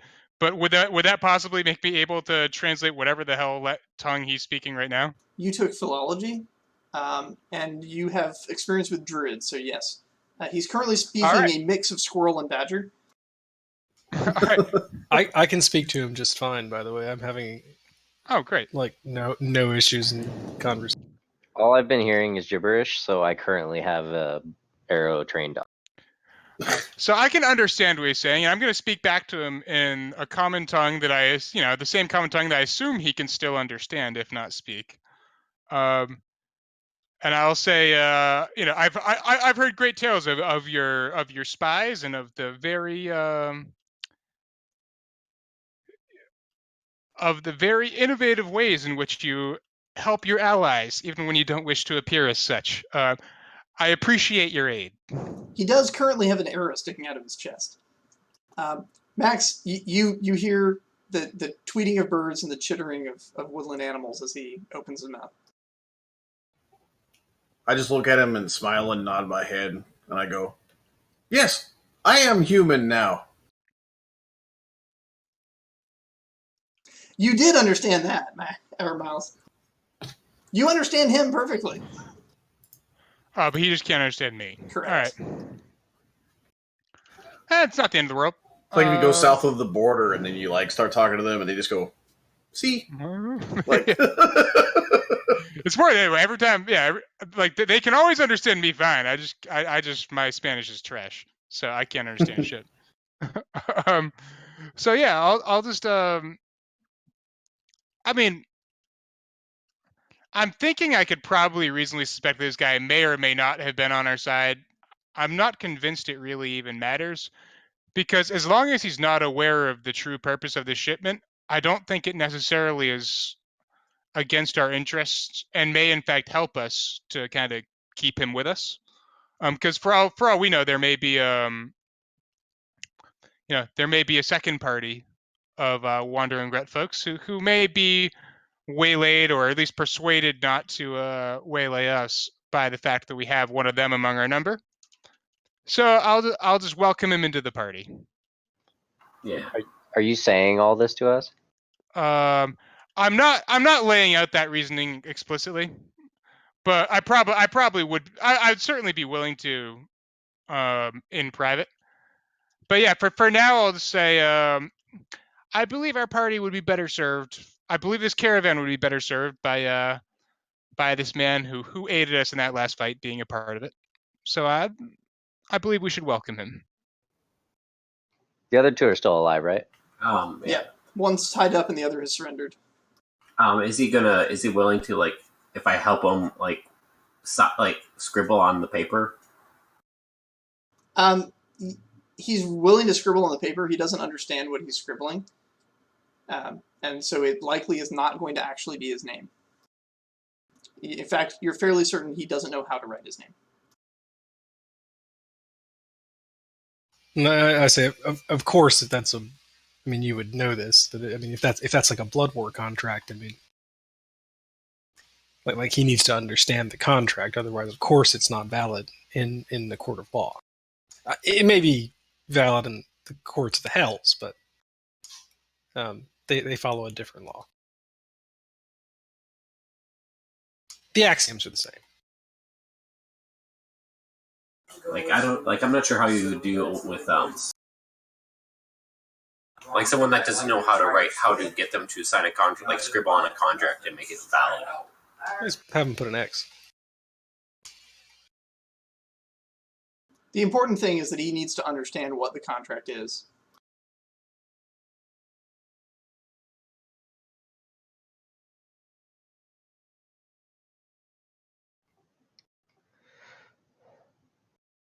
All right, I'm not gonna attack at this point, but I'm going to suggest that we, since Miles' character, Mira. Mara. Yep. Mara suggested that we bring them along. I say, they all seem to be well enough if we just bind them and march them with us. Yeah, say, and I'll defer to your judgment as you're the security expert. I don't know if we necessarily need to bring all of them along, but whatever you see fit is, fine with me. And I will shout to the alchemist, like, come quietly and you'll be bound. Yeah, I don't know what it sounds. So someone's shouting at me? Well, chittering like a squirrel. Yeah. I just like take out a potion and I just offer it to him, like, there you go. That potion is probably immediately removed by a raccoon and replaced with some eggs. Wherever it goes. I mean, eggs are highly valuable. Like immediately removed. And then the one that stabbed me with the spear, Yes. I would like to find him and I would like to kill him.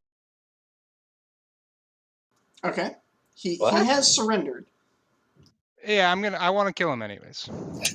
I've never killed anyone. It's an experience I want to. Yeah. But yeah, as I'm talking to him, I'm like, well, here's the contract basically. I will not kill you. You once we finish our trip, you will get a bunch of food to take with you back to you later, so that everything is fine. The only thing you'll need to do is to take this dagger and stab your friend in the neck, and then you'll get to live. I won't kill you. So if you write a big X on this, then the deal will be done. It's written in your blood, so it'll be binding. It means it'll be bad if you don't follow.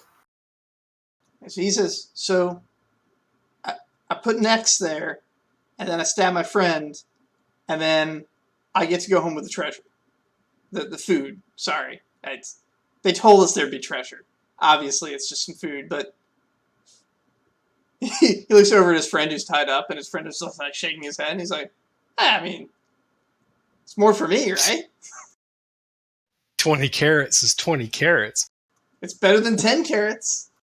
Yeah, as long as you can carry, we can give you some of the food, and then you can head off, and you can keep your guy. Then you can, yeah. Now, I know you have plans to kill this man. Mara, do you want to just let the contract signing go through before you start stabbing him?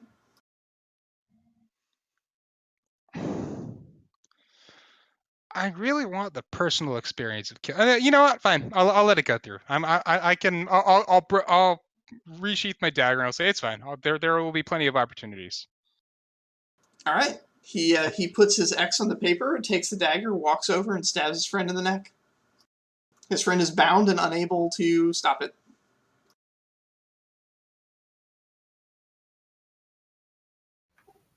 Yep, things are pretty on line. I'll hand him some carrots, and I'll look over to the other scholar and be like I look at it like it's like I promise I wouldn't kill him, and I'll look over at you as I walk away.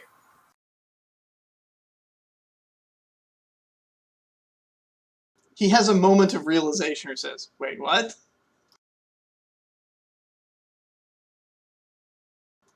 Are you going to kill him? Blood and carrots on the ground? Or will you let him honor the spirit of the contract rather than the letter?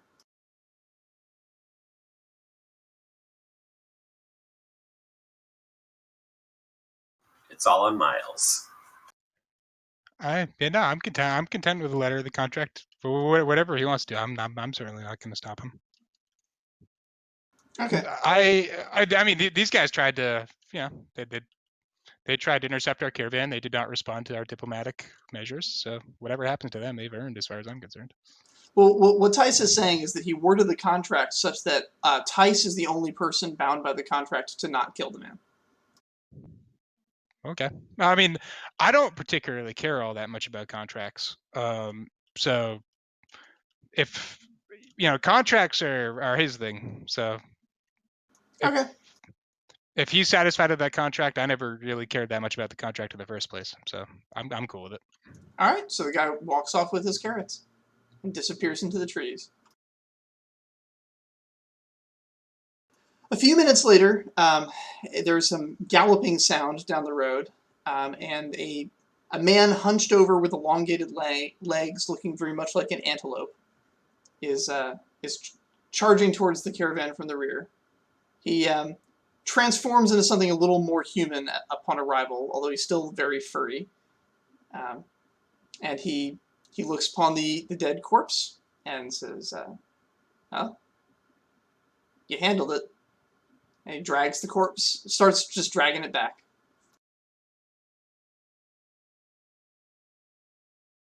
Do I recognize this person? He is a wild druid that was helping out with preparations for the moot.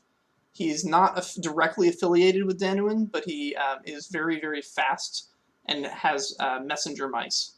So he's often... Yeah, I mean, I suspect this is Troy's character. Yes, from the druid party prior to the moot, yeah. Okay. Yeah, so I'll just say... Actually, I won't say anything. There's really nothing that needs to be said. We've still got the gold. I don't know if he needs to know about the gold. I certainly don't know if the remaining wandering person needs to know about the gold. So I'm just going to leave it as it is. Yeah, he just goes to dispose of the body, and you guys continue on your way. I'm surprised. I thought you would have taken the folly of the contract that I specifically put there. Interesting. Learning much about each other as we journey. A day later, and you arrive at the moot, well in time, as they're still setting up the tents. The kings and their champions While they arrived earlier, still at the base of the cliff, having not ascended yet. They wanted to be here to make sure that the arrival comes. They unearth the gold from beneath the food and hand it over to the druids. Yeah, you guys begin ascending the stairs to the legendary party, the Starmoot. They pull the gold like out from there and like, oh, that might have been why my original friends were stopping this. Oh, okay. I'd like to think that's a real moment of realization for you.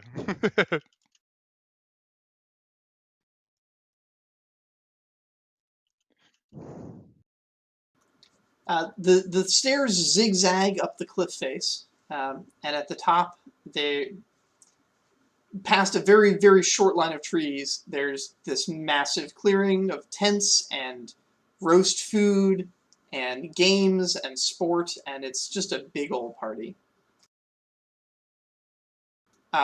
For a couple of you, this is a bit of an interesting diversion. It's a Prime World party. Who knows what crazy hijinks might go on here? But for two of you, it is the most important political event of the year.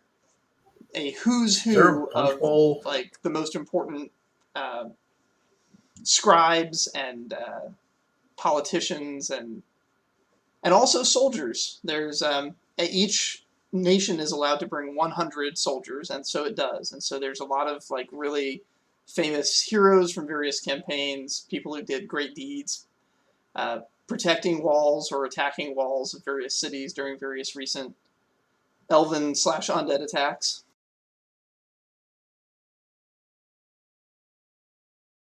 And there's a bunch of rowdy undead pirates there as well. And then they'll bring 100. It's definitely a place to pick up some autographs. Yeah, this feels relatively at home. So I'm going to go around and just ask people about the rules of the land. That's kind of what I'm interested in, and also look around for portal stuff. If the squirrel's around, I might ask him some questions about where he's seen this thing. The squirrel is here, but the most important thing you find is that this entire affair is, in and of itself, a legal exercise, which is just delightful for you. This is a place I where assumed it's some sort of a This is a place where 5 different nations with their own sets of laws are meeting to reconcile how their laws will affect each other.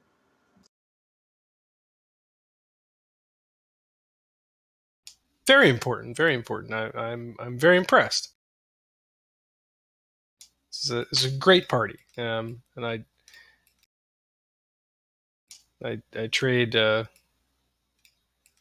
I trade a bit of loaf of bread that I picked up literally 2 seconds ago and I'm taking a bite out of for some eggs, and then trade the eggs back for a slice of meat that one of the raccoons just picked up.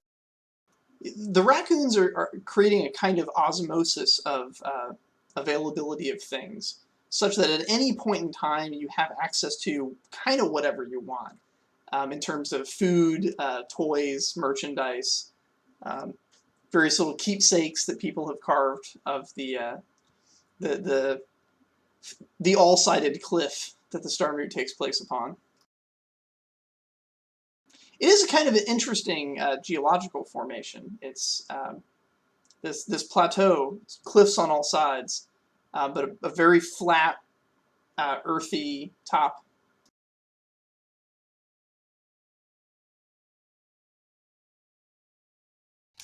I pull out a small tin cup, put some leaves in it, pour some clean water in it, and put my finger in it and boil myself.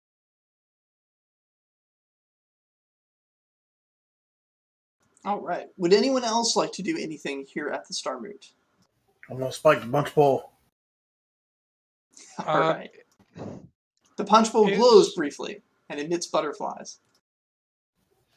Nice. Is there anybody from? I assume that there are representatives from Donovan there who I probably intended to meet upon arrival. I'd like to just kind of explain to them what happened, which is we got waylaid, we lost some carrots, but we made it roughly intact. The gold was Because of your message and the passing druid, they're already fully appraised of the situation. They commend you for excellent and quick action under duress.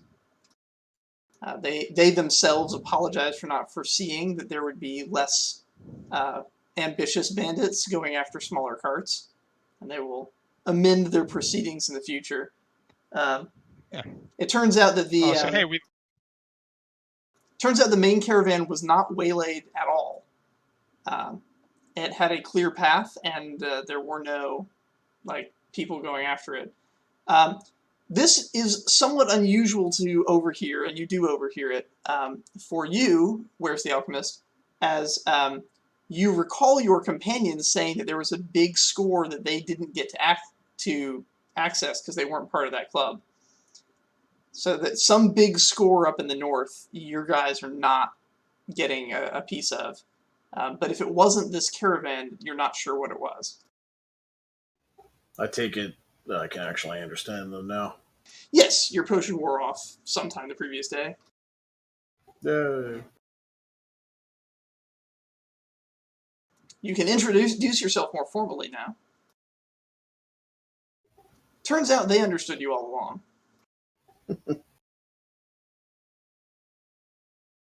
Or at least a couple of them did. My name is Where's the Alchemist? I get called that because that is the most common thing people shout out whenever I'm around.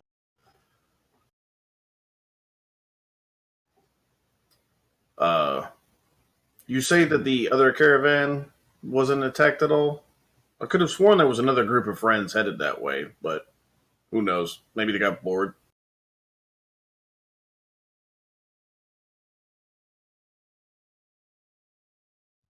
Yeah, I mean, I guess that would be curious to me. I certainly would find that interesting. That to have it confirmed that there was intended to be a group there, but I don't think I'd really elaborate or speak too much on it at this point. That's something. It's something that I know I wasn't supposed. I wouldn't know much about that, anyways. I know no more than this guy does. So I just say, yeah, that is interesting.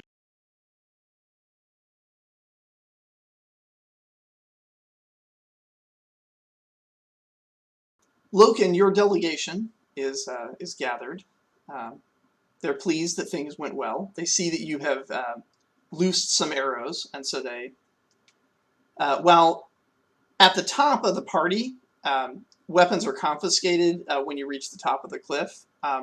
When they confiscate your quiver, they do refill it. So you may remove the tax that you applied there. They're your people. They know what your job is.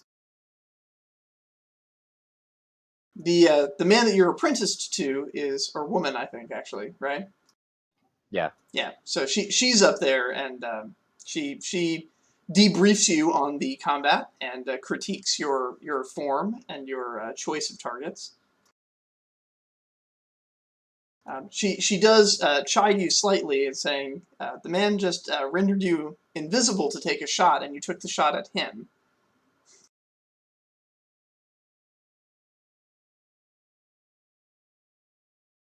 So target selection will be important, my young apprentice. I'm just jotting notes down. Don't shoot people helping me. Are they considered arrow points? Tice, you do extract the bottle of completely normal wine, not blood wine, from the stuff, and manage to get it up to the party. And from that point, you're free to do what you want now. Your mission is accomplished. Your dudes are not here, so you're the only Imperial representative up here right now. Since for some reason the King Matthias chose to bring the undead pirates instead of his usual accompaniment of Yeah, the carnivore. Well, he brought the undead last year as well. Oh yeah, that's true. He did. He's showing quite a liking to the undead that perhaps will need to be addressed. But yeah, for the moment, I mean, you're a free agent anyway. Like you're not actually an imperial representative. You're a temp worker that took it as a job, so it's not a big deal. And right now, you've got free access to a party. It's open bar.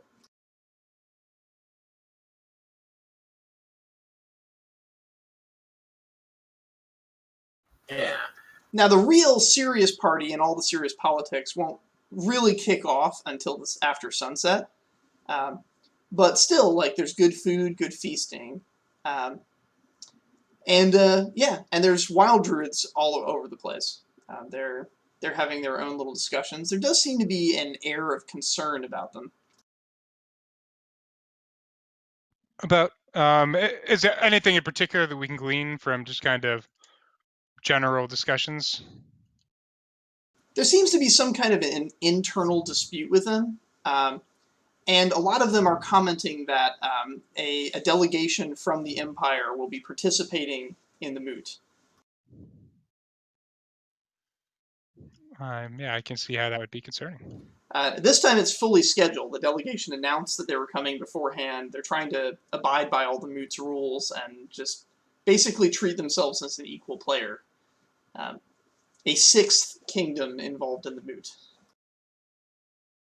Well, I guess if the kingdom I sort of am helping with is, I'm going to make sure that there's a couple extra spots. Make sure the proper contracts are written up for like the certain talks we're going to have. Probably going to accidentally trick a couple of the dirty thefts into contracts of giving me more food than they actually understand. Actually, no, I don't actually know contract. If a person doesn't understand the contract, they're like, yeah, if you sign this, I'll give you this thing, but later on, you'll have to give me more of something. And all of the raccoons are immune to cultural influence. Yeah, they actually have it as an immunity. They don't believe that anyone else is sentient, so Yeah, I guess I'll have some conversation with our good old friend the squirrel, because you recognize him as a Ratask from Ysgard, and he totally is like, yeah, he's ready to trade information for information, or information for physical goods if you don't have information to trade. He also brought some apples with him. I'm gonna go just talk to the druids. I find them interesting. I kind of know that these guys are nature wizards or some crap like that. Basically, and generally speaking, you find druids to be chaotic in nature. These guys, on the other hand, are exhibiting strong sense of law in their actions. Now, their underlying motivation, as they explain it to you, is to promote peace along the southern coast. But they, in the efforts of promoting peace, they have basically enabled an incredibly large gathering of lawful entities. Lawyers and politicians and diplomats all gathered to discuss how to properly relate to each other. And that is a very important endeavor, I say. I mean, it's good to see it's good to see local government at this small of a scale really trying to get out there and do something. They sort of raise their eyebrows. You say, this small scale here. You wouldn't happen to be from up north, would you? Well, I haven't been up north. What's up north? The Empire, you say. Oh, that sounds interesting. Will they be here? Yes. Yes, they will. One of the druids says, unfortunately, but the other chides him and says they're part of this relationship. If there's to be peace, there needs to be peace between everyone. Yeah, that seems sound logic to me. So you may know that I'm not from around here. Did anyone else want to engage in anything before the parties hit full swing? Not for now. All right. So So as you're chilling out and relaxing, a massive explosion rocks the mountainside to the north.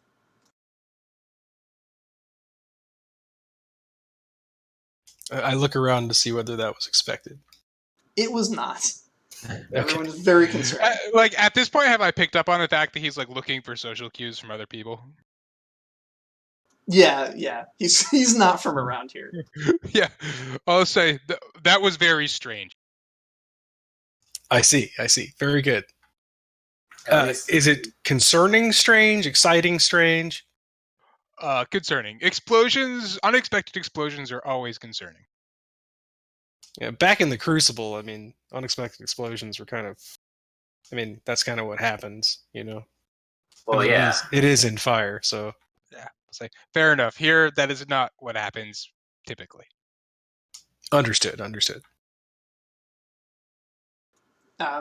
You do see an incredible billow of steam rising into the air, and there is a perfectly spherical crater where there used to be a mountain. Water is pouring from a river into this crater, and water is failing to flow down to the stream. So the stream is rapidly drying up. But the river is basically going to start filling this caldera for a little while. There's a lot of commotion. A lot of druids are panicking, freaking out. Apparently there were some druids over in that direction, and they're now worried if they're okay. Well, now we know where Troy's druid went. For a purely meta perspective, I was kind of wondering where this fit on the timeline relative to those first couple sessions, but I think we have a pretty good idea. I say, well, I mean, elementals can be pretty grumpy at it. Yeah, there's a lot of wizards around here, or whatever you guys are. I'll say These things tend to happen in the presence of wizards, I find. Well, at least you know the guard isn't here. You know that is usually typical for them. Do I sense anything extraplanar in the general direction of that explosion? I'll stand behind him. It is a very different feeling than any of the other extraplanar things that you've ever felt. It's something unique.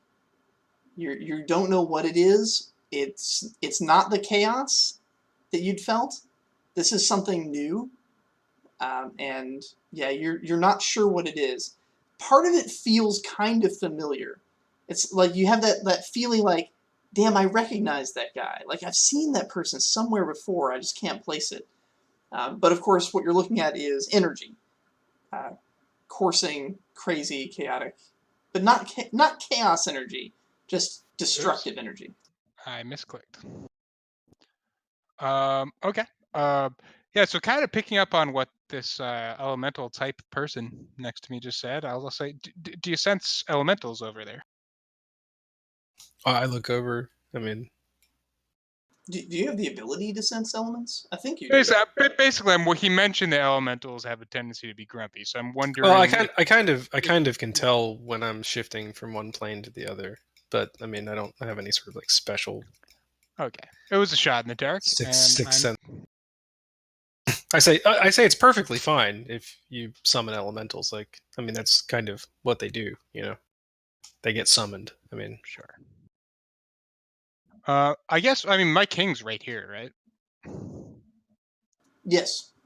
Yeah. So I'll just kind of look to him for guidance, probably. Say if you need someone to explore it, I'm certainly up to the task. But, If the it's at this point in time that we're going to switch over to playing as the kings. Okay. Then never don't mind. don't worry, Max. I know you haven't made a character sheet for your king yet, but that's okay. We're basically going to be going through this little diplomatic session as the kings, because an hour later, the imperial envoy arrives. It's two people.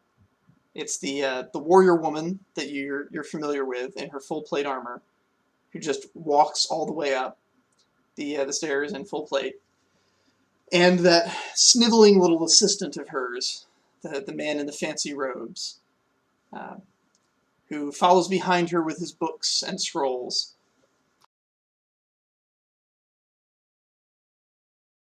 Upon reaching the top, of course, the druids want to take her weapons away, and she refuses to relinquish them. Standing at the threshold of the place, she makes an announcement. Says, "Kings, hear me. I take it that that was the attempt on our lives that we were warned about." She gestures to the missing mountain. "I commend your druids for doing their best to warn us, protect us, and lead us away from danger. It seems that their lives were lost in the explosion, but their memory will live on and be honored in the Empire. However, it has come to our knowledge that no one down here is really taking the defense of your world seriously. And so, we are going to be assuming direct control. You will not be leaving this moot. You are surrounded, and armies are on their way to your cities. The Empire will now be expanding and occupying all the way to the southern coast. You are all now Imperial citizens under curfew until we declare otherwise." She turns and then begins walking back down the path. All right. I would like to stop her from walking down the path. I would like to basically could get some kind of snare spell to trap her. Okay. It's not difficult for your king. Roots grow up out of the soil and grip at her feet. All right. And then I will just say to the party surrounding us, I'll say, this person has come to us, has refused to surrender her weapons, and has come and issued a direct threat on our city-states, and has, as far as I'm concerned, effectively declared war on us. Does anybody have any?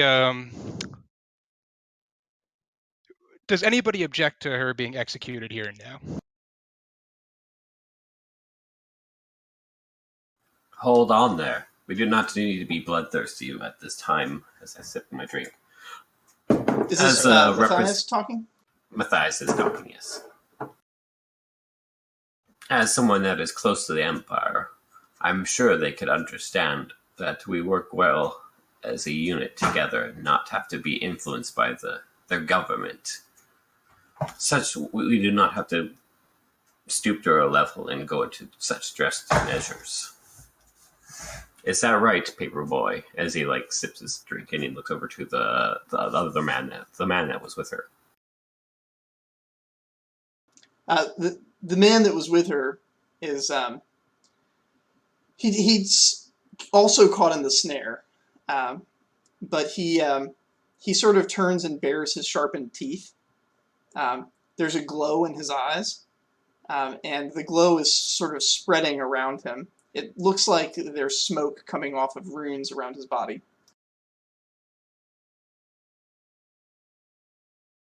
What kind of runes? They are not blood runes. These are a different kind of rune that you've not encountered.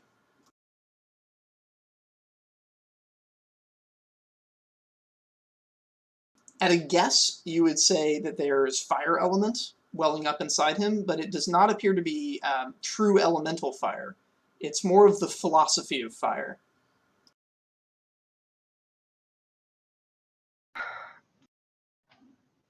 Seeing him do this, I want to kind of stern voice shout at him and basically remind him look at your feet, you're bound, look who's around you. It is not wise to take any actions right now that could cause any problems. We should discuss things further, but don't like in a commanding tone, don't do not do anything to jeopardize your position. The woman appears to be the one that heard you most clearly, as her back is to you because she's bound and she was walking away, but she reaches out her hand and places it on his shoulder, and he calms, the runes stop glowing, and he turns back and waits. When she lifts her hand off of his shoulder, bearing in mind she was wearing full plate mail, the underside of her glove, the palm of it, appears molten, as if bits of metal have dripped off of it while she had her hand on his shoulder.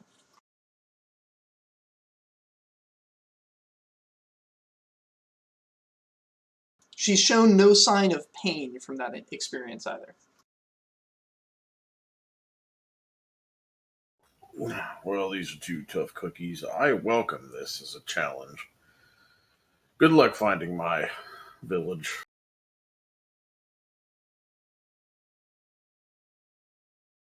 Here, one of your guys. Which guy did you bring with you? Was it the Skulker? I would say Earth Elemental. Okay. He looks around. He's like, yeah, they won't find the rut, but we're still trapped here. He's kind of worried. He's like looking around, like, should I cast a spell? Well, we'll see what happens. I don't want to be the first one to pull the trigger.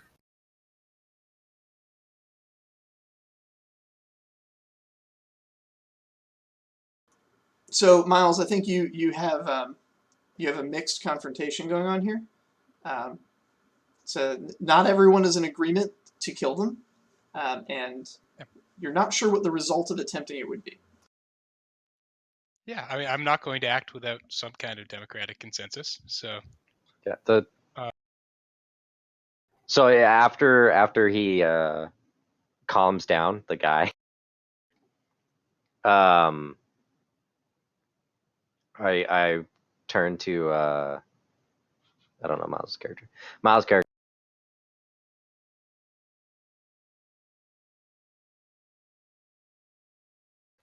Let's start pulling up names. my character's Torum. Torum. So I turn to Torum and I say, let's not resort to attacking before we. But it was wrong for them to make claims and leave. They should answer questions to the statements they just uttered upon us. Yeah, I'll say, to be very clear, they have declared war upon each and every one of our city-states. They have declared that we are now under their domain under the threat of violence. I believe we cannot afford to be ambiguous on this matter. I'm just taking notes. What are the Dirt of Thefts doing? Trading eggs? We don't. I mean, we don't understand how livestock and sentient, and non-sentient animals. They just like. I'll turn to the Dirty Thefts and I'll say they have declared that all of your property is now their property.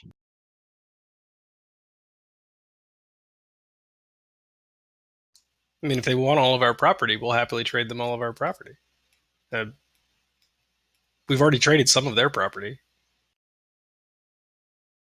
It's only fair. I said, like, if they want to institute a trading post or tax collection thing, they tried that before. That worked out very well. Many chickens. We got a lot of useful swords that were also traded for chickens. Boots as well. Lots of boots.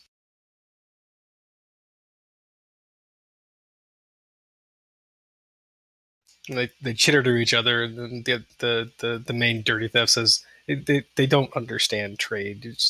It's okay.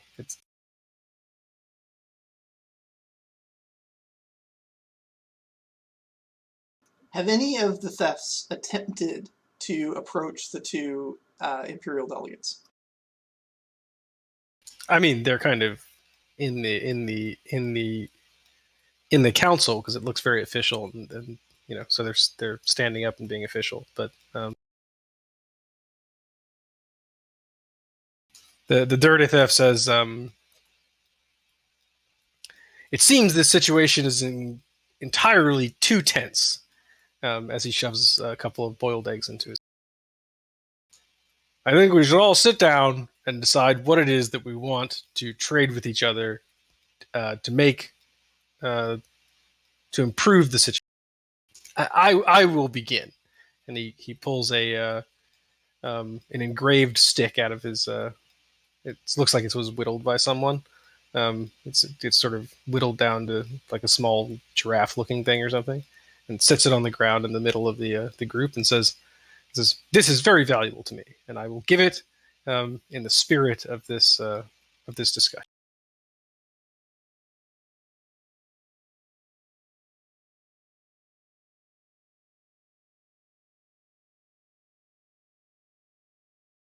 Yes, as I always have stated, I would prefer to talk than have to go to this barbaric violence.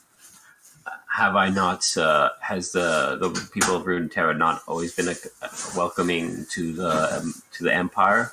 We have always found a way to coexist. Why does this have to change?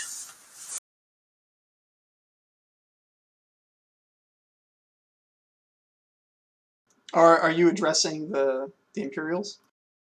Yes. He remains calm and stoic.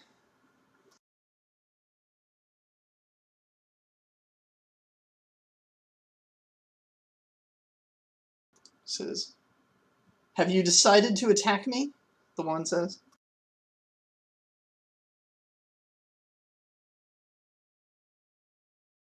Vines encircle her legs. She's stuck to the ground with her back to you.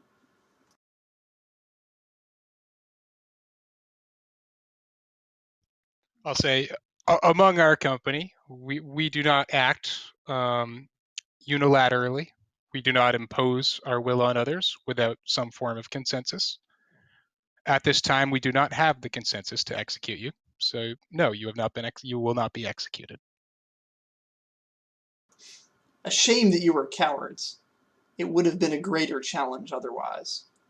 And she steps just right through the thorns. You begin to question if they'd ever actually stopped her. Her boots crushing and snapping them as she walks away. And she basically grabs her companion, pulls him up out of them. He appears to not have her ability to just walk straight through that stuff. And so they yank on his legs, and it looks like her strength causes some damage to his lower torso as she pulls him clear. And she begins just walking down the path. It's around this point in time that a bottle of wine begins vibrating on a table suspiciously.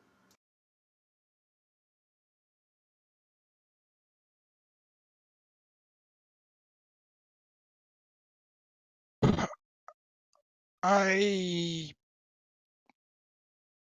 don't intend to stick around to see what it's doing. I'm going to say, yeah, with all due respect, I have things to attend to back at home. I bid you all a fond farewell, and I hope I hope for your sake you were right not to take the passive stance you took. And then I'd like to basically teleport my people back to Danwin. All right, you're teleporting all of your people? Well, they can all individually teleport. They'll with the exception of Maris, I suppose I'd be bringing her along, but the rest are druids who can teleport themselves.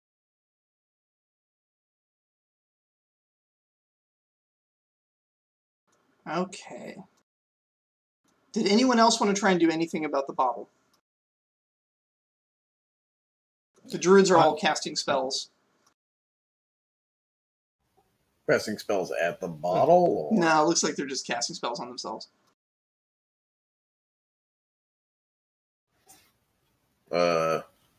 Nah, I mean, I'm just going to look at the Earth Mage and be like, well, I guess we decided to leave. Cave me.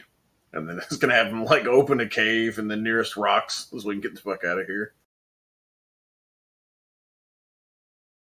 All right. Troy? Um, Or Tice? Be like, I like look at my dead. It's like it's like it's like just return to the city. I have a few words, and I will attempt to blood teleport me, my Jacques, um, whoever is part of my city, as well as attempting to teleport Paperman, the the guy that was starting to heat up. So I would like to have a word with him. Okay. And that leaves Troy.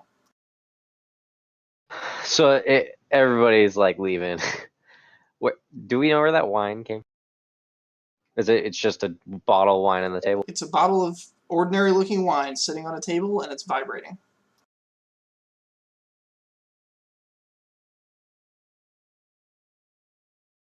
Okay, I'm assuming Feist is going to act defensively in this for the most part, and Loken will follow suit, and so Feist will just grab Alvastin and just basically start running.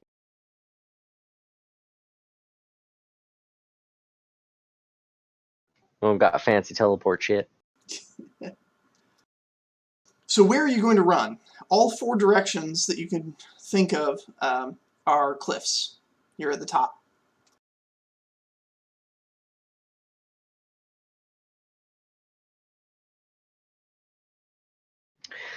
Yeah, that's fair. I'd have to run. We'd have to go down, and it's a lift to go down. It's not like No, it's stairs. Are there? The stairs zigzag, and at the bottom you see the torchlights of an army. The Imperials did mention that your cliff is surrounded.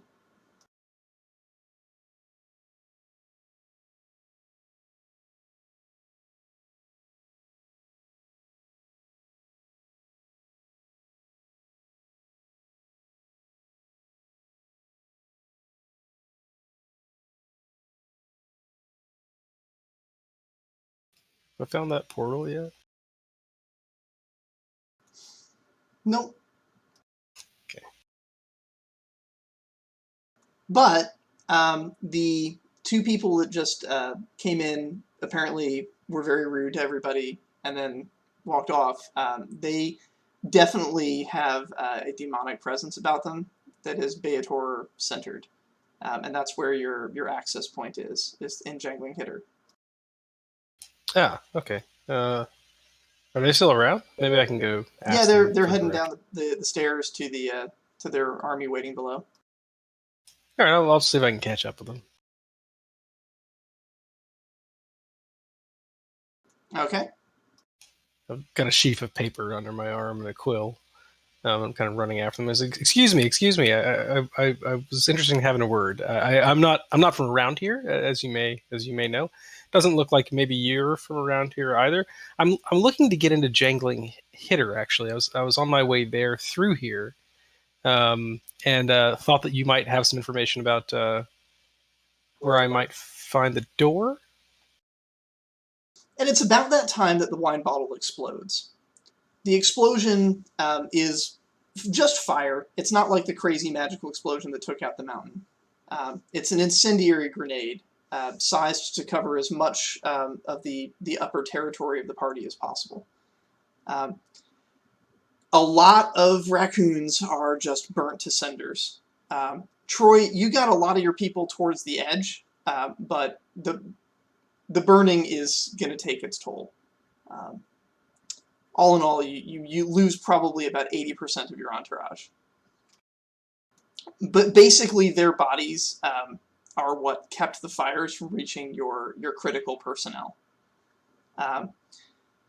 Max, your king and his wizard guy just kind of sink into the ground, and yeah, you're completely shielded and safe. But all of your other dudes that you left up there are incinerated. Oh, yeah, I figured I would have brought them in, but okay. About half the druids get out, finish their spells and get out before the fire starts scorching them. Some arrive on fire in Danuin, It's a rapid process to get the bucket brigade out to stop the fires from spreading. Maybe a quarter of them never made it back to Denuin at all. The burning interrupted their spells. Similar events happened with the blood magic. Not a lot of your guys were adept enough to execute the blood magic quickly. And so, yeah, about half of your blood mages don't make it back. The ones that do, however, are not on fire. Blood magic is a little bit closer to extinguishing things than wood magic. And let's see. Yeah, basically an incredible amount of death. Now, there is an alchemist who, upon seeing a fiery explosion coming at him, can do what alchemists do. And you have a potion. I do. And was I able to attempt to grab a paper mana with me, or did that fail? Yeah, you do. You successfully grab your Imperial liaison.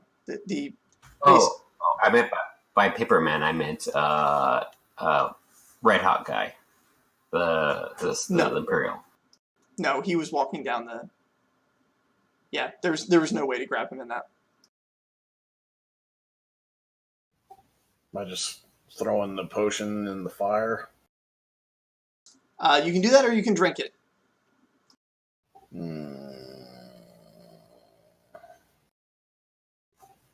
Well, I guess I'll drink it. All right. You have fire immunity, and the fire just washes over you. You get no ill effects. Ed, the fire roars over your head. You're now down the stairs, so you're not in the direct line of fire from it. But the two. I'm pretty solidly resistant to fire anyway. But. Yeah, that's probably not a big deal for you. But yeah, the blast is quite concerning. You're fairly sure that these two people have just committed some kind of a crime in the middle of an event that was dedicated to establishing law. Establishing peace. Peace, yeah, through the reconciliation of 5 different nations' laws. These are Batorians, right? They appear to be humans who have signed Batorian contracts and have Batorian power running through them. Yeah. Well, I'm still going to ask them the question. I say, it seems that you. I turn and I look back at the sweltering heat, and look back at them and says, "It seems that you've committed a mass murder." I'm not really familiar with the rules of this place, and it's not. And I kind of look down at my notes and then shove them in my bag and say, "You know what? It's not even my jurisdiction anyway. Mostly, I'm just trying to get into jangling hitter, and I thought that you might have an idea about where that doorway lies.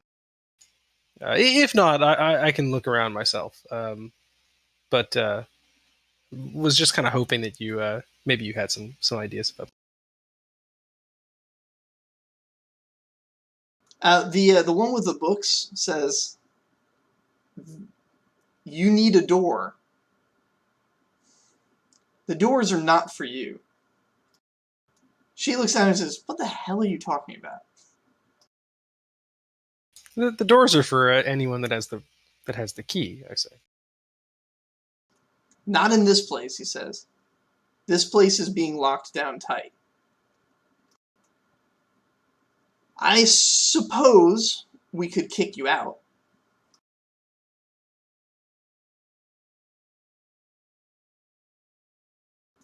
But what are we getting in return?"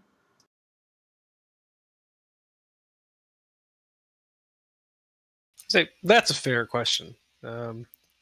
Perfectly fair question. Say, I am here on official faction business, so. And of course, I'm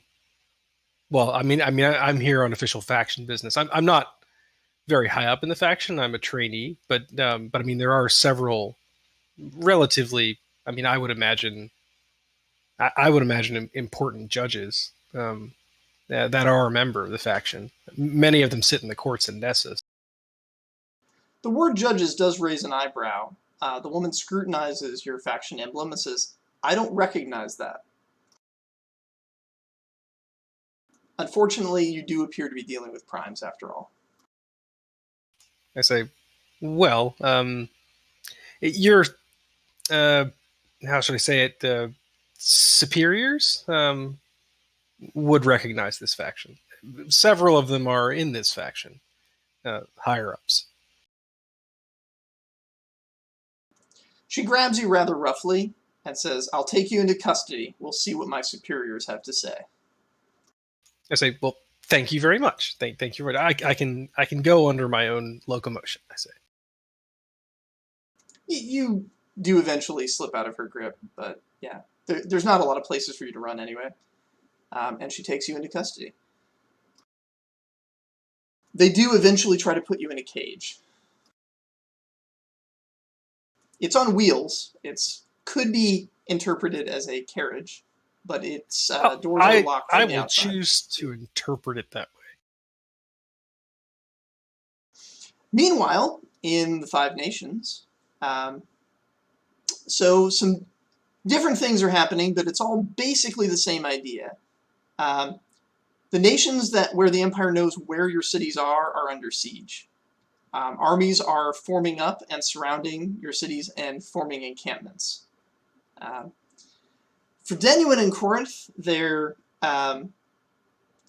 not entirely equipped yet to deal with magical effects, and so they are keeping their distance a little bit.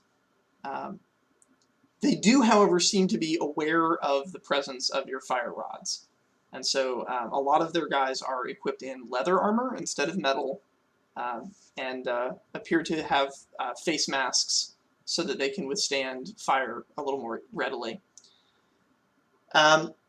In Lone Firma, they don't know where your territories are, so they basically are just putting armies in lots of places around the mountain and looking. They haven't figured out the entrance yet, and you guys have sealed up pretty tight.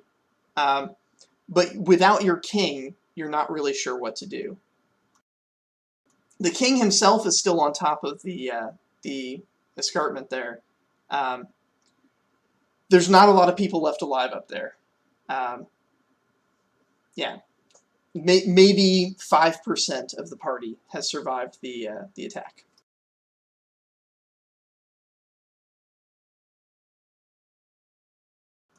In Runeterra, your walls are once more besieged, this time not by elves, but by Imperials. And at the Wandering Rut, there's lots of delicious targets just roaming the wastelands with no idea where they're going. Nice. Your king, however, is surrounded by rock inside a mountain with an Earth Wizard, who eventually pokes his head back up through the rock to see the devastation. So 2 kings are on top of the rock where the Starmoot was. 2 are in their home territories. And the Dirtafeth is dead. So the very first thing I'd like to do is just kind of send. I kind of have a protocol in place to basically recall everybody in Korath into Danwin, save for like basically a skeleton crew of people manning the main city. But I'd also like to send word out to all the emissaries to try to account for all the leaders and see who made it out unscathed and potentially who did not, so we know who we have to at least try to account for. You have a pretty good idea that 2 of them didn't make it out. But this is based on your knowledge of their abilities. Yeah, that 2 of them just don't have teleport technology. Okay, so in the relatively imminent aftermath, I'd like to basically send 1 scouting druid back to where we came from, just to basically make sure that the explosion's over. They find the explosion is over. That the entire area is basically devastated, but there are a few survivors who managed to survive by hiding under other people who cooked alive.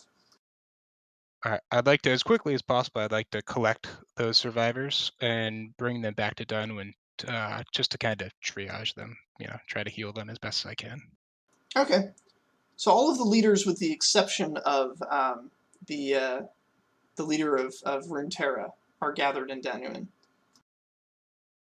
in that lovely little pocket dimension of forest glades. Okay. And I'll say to them, through here, I'll give you, you'll have free, unmonitored, secure access to your own embassies and whatever means you had of communicating with your embassies to Dunwyn before. I think it's, we've been attacked. I think it's imperative that you be able to coordinate with your own people, and we will secure passage back to your own home territories as best as we can. And as we do that, I think it's best that we work out some way to coordinate our actions, or at least know where we each stand with regards to the invasion that's coming. Broadly speaking, the invasion force seems to be reinforced by some kind of magic. It's not a magic you're familiar with, but it is a very harsh and somewhat fiery magic. This magic, you don't know its source, but you can feel it emanating from the north. One of you does know of a secret back entrance to the Empire, if you want to share it.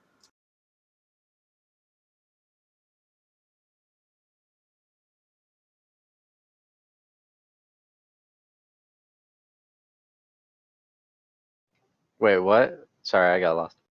You know of a secret back entrance if you want to share it with everyone else. Yeah, that's a good idea at this point.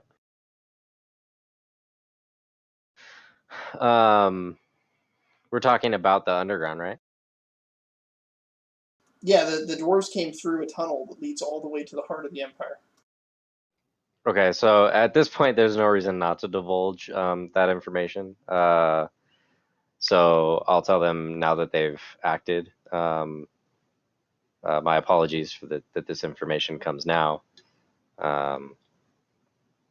But we do have a solid, well-crafted tunnel going directly to a under encampment tunnels of the Empire.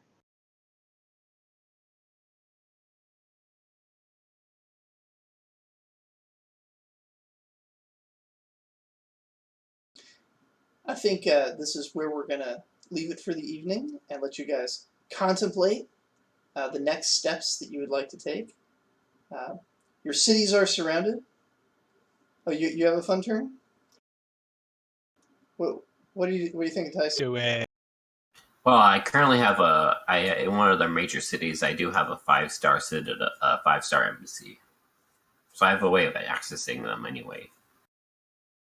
You can access like communication. What Troy is talking about is like actually sending a strike force to figure out what the source of their magical power is and try and shut it down.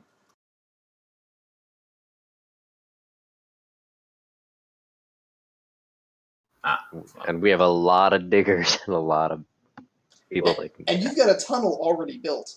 Like, yeah, don't even have to do that part. Yeah, well, I have blood magic, so I have a way of getting to my embassy if I need to, like, do a major talk with the people there. Yeah, so if you wanted to start like gathering your people somewhere, or communicating with the other groups, that's definitely something you can do, so that all of you can get back together again. Yes, especially with getting contact with my not a vampire friend here, figuring out what the hell's going on with this. If I can, I'm gonna wave to everybody in the cage as they roll me. Goodbye, new friends. I'm sorry all of your people got murdered. Because yeah, I currently have an embassy from the Empire in my vicinity.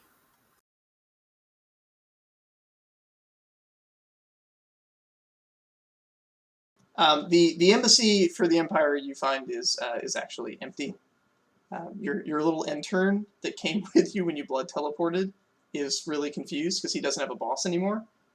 But your city is surrounded by Imperial soldiers. They evacuated their embassy before they engaged in war with you.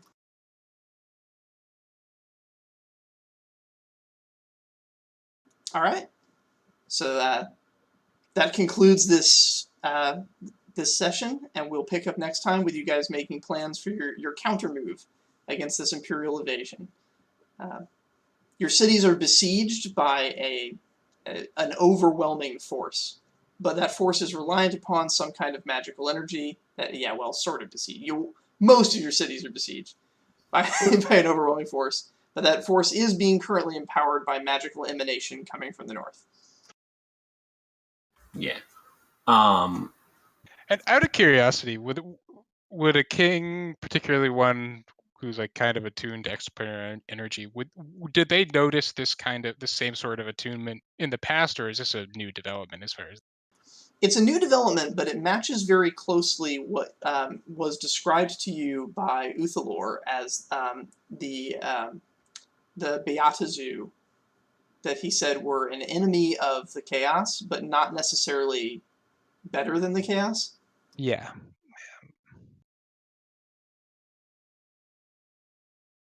But yeah, okay, cool. Because I was basically wondering, is this sort of a greater good thing where it's like, well, one way or another we have to work with these guys, or is it just like, no, there's no greater good here. They're both terrible. So all right, that answers that.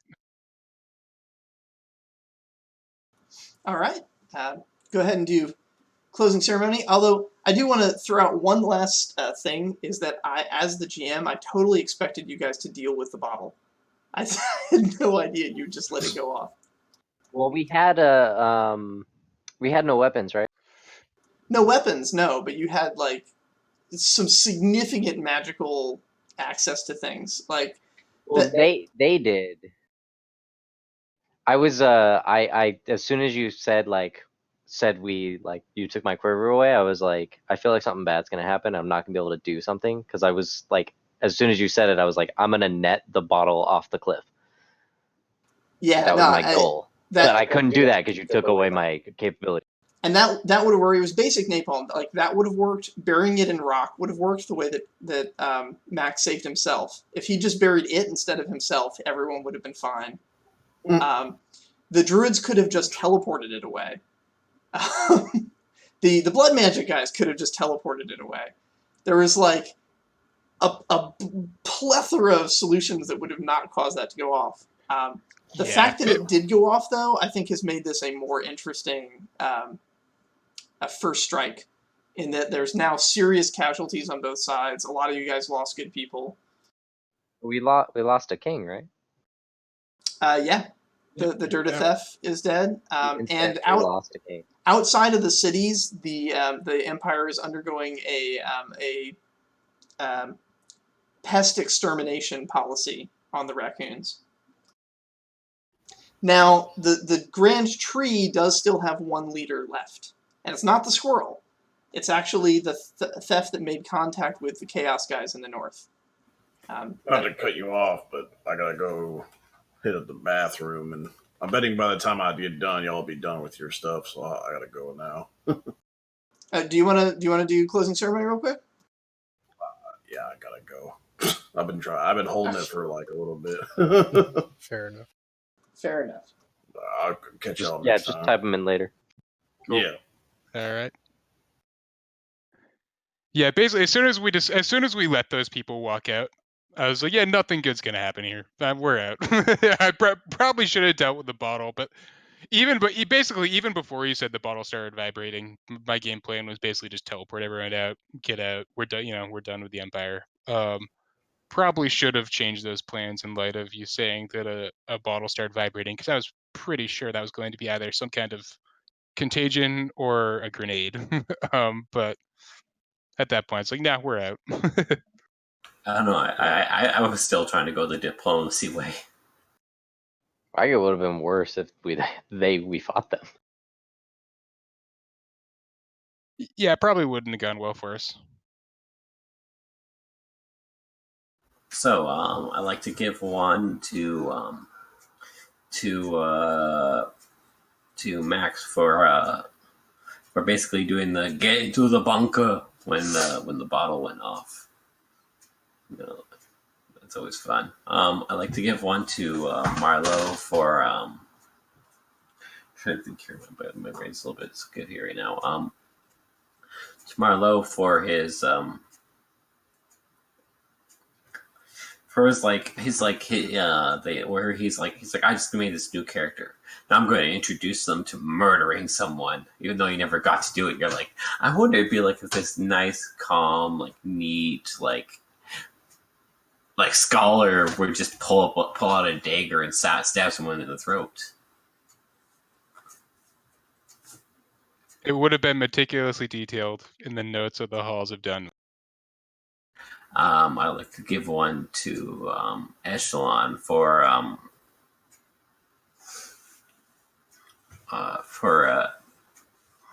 here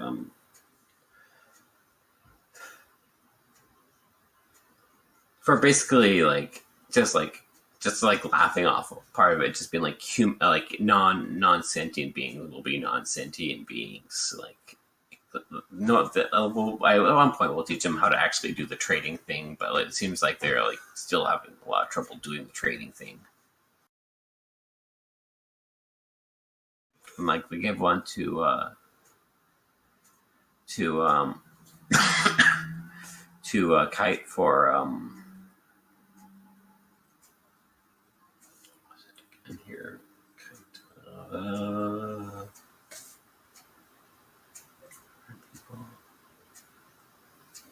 What was the name of your guy that you arrow guy, right? Logan? Was it Logan? Logan? Logan. Oh yeah, Logan. For like, I like to call this throw back to something to achievement. I like to call it a return to sender, where you just like where someone threw something at you, so you return fire. You basically return them the gift with an arrow instead of visibility. Use the advantages they gave against them. That's everyone, I think. Cool. Yeah, I'd like to give one to Max for inadvertently aiding us. I really like the idea of just having kind of, I guess, a sack of mini potions, and yeah, where it worked out. You know, as far as from a metagaming perspective, as far as kind of taking somebody who's trying to, raid the party and turning them into an ally of the party, it was a very interesting way to do it. He technically helped us. You know, he really came to us in our time of need and bailed us out. So credit to him. To Tice for attempting to present somebody with a contract during combat. Didn't totally work out in your favor, but it established pretty quickly exactly what kind of person we're dealing with. I thought it was made for a nice, interesting visual. To Ed for the line, I see you've committed a mass murder. It kind of reminded me of like Clippy and like Word Yeah, 98. Like, I see you're about to commit a mass murder. Yeah, would you like help with figuring out what the fuck this is about? And to Troy, for sniping a guy out of a tree, I feel like that's a real sniper staple. You're not truly a sniper until you just drop somebody directly out of a tree, and you did it. So good on you.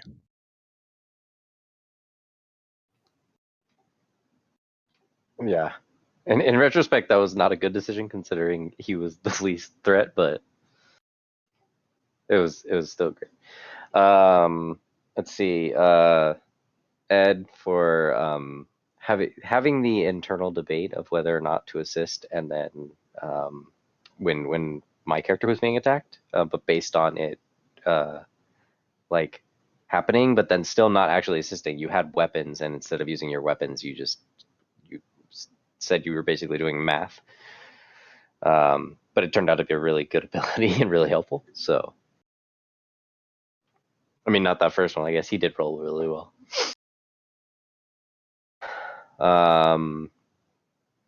Max earned it for. I mean, he got shot out of a tree, and he still just like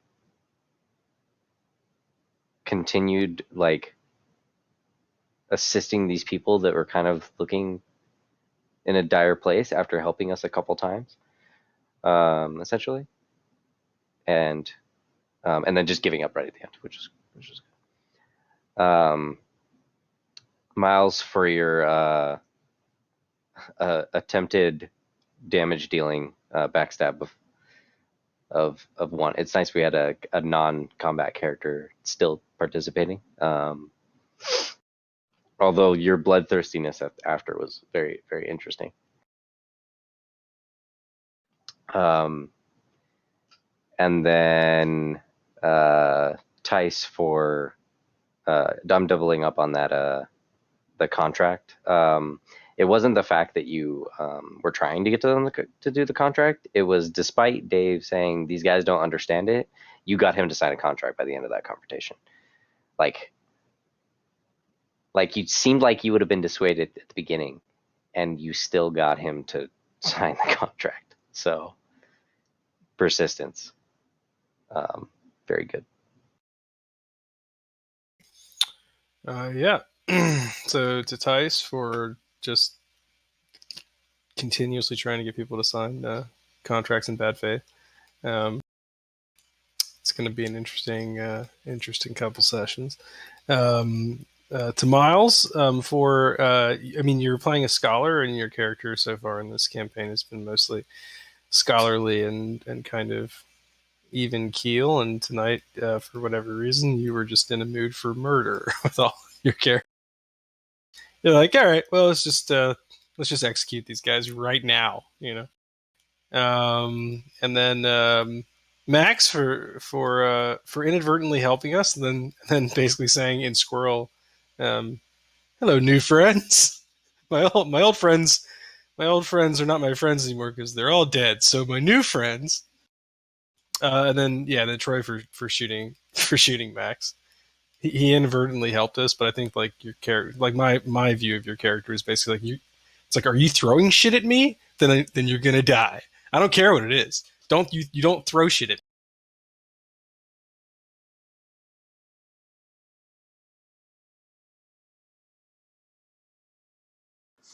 All right, is that everybody? Seems like it. Excellent. Next week we will pick up with the champions as they engage in a strike force to go through the Dwarven Tunnel and assault the Empire from within, while the kings remain behind to prosecute the war. Of course, the champions will be taking their squires with them, so figure out whatever excuse they need. For some of you, it's obvious. For others, like Tice, we'll need to work out exactly why your squire character is going with your champion. And yeah, we'll pick up next week. Thank you, everybody. Yeah. Thank you. Have a good night.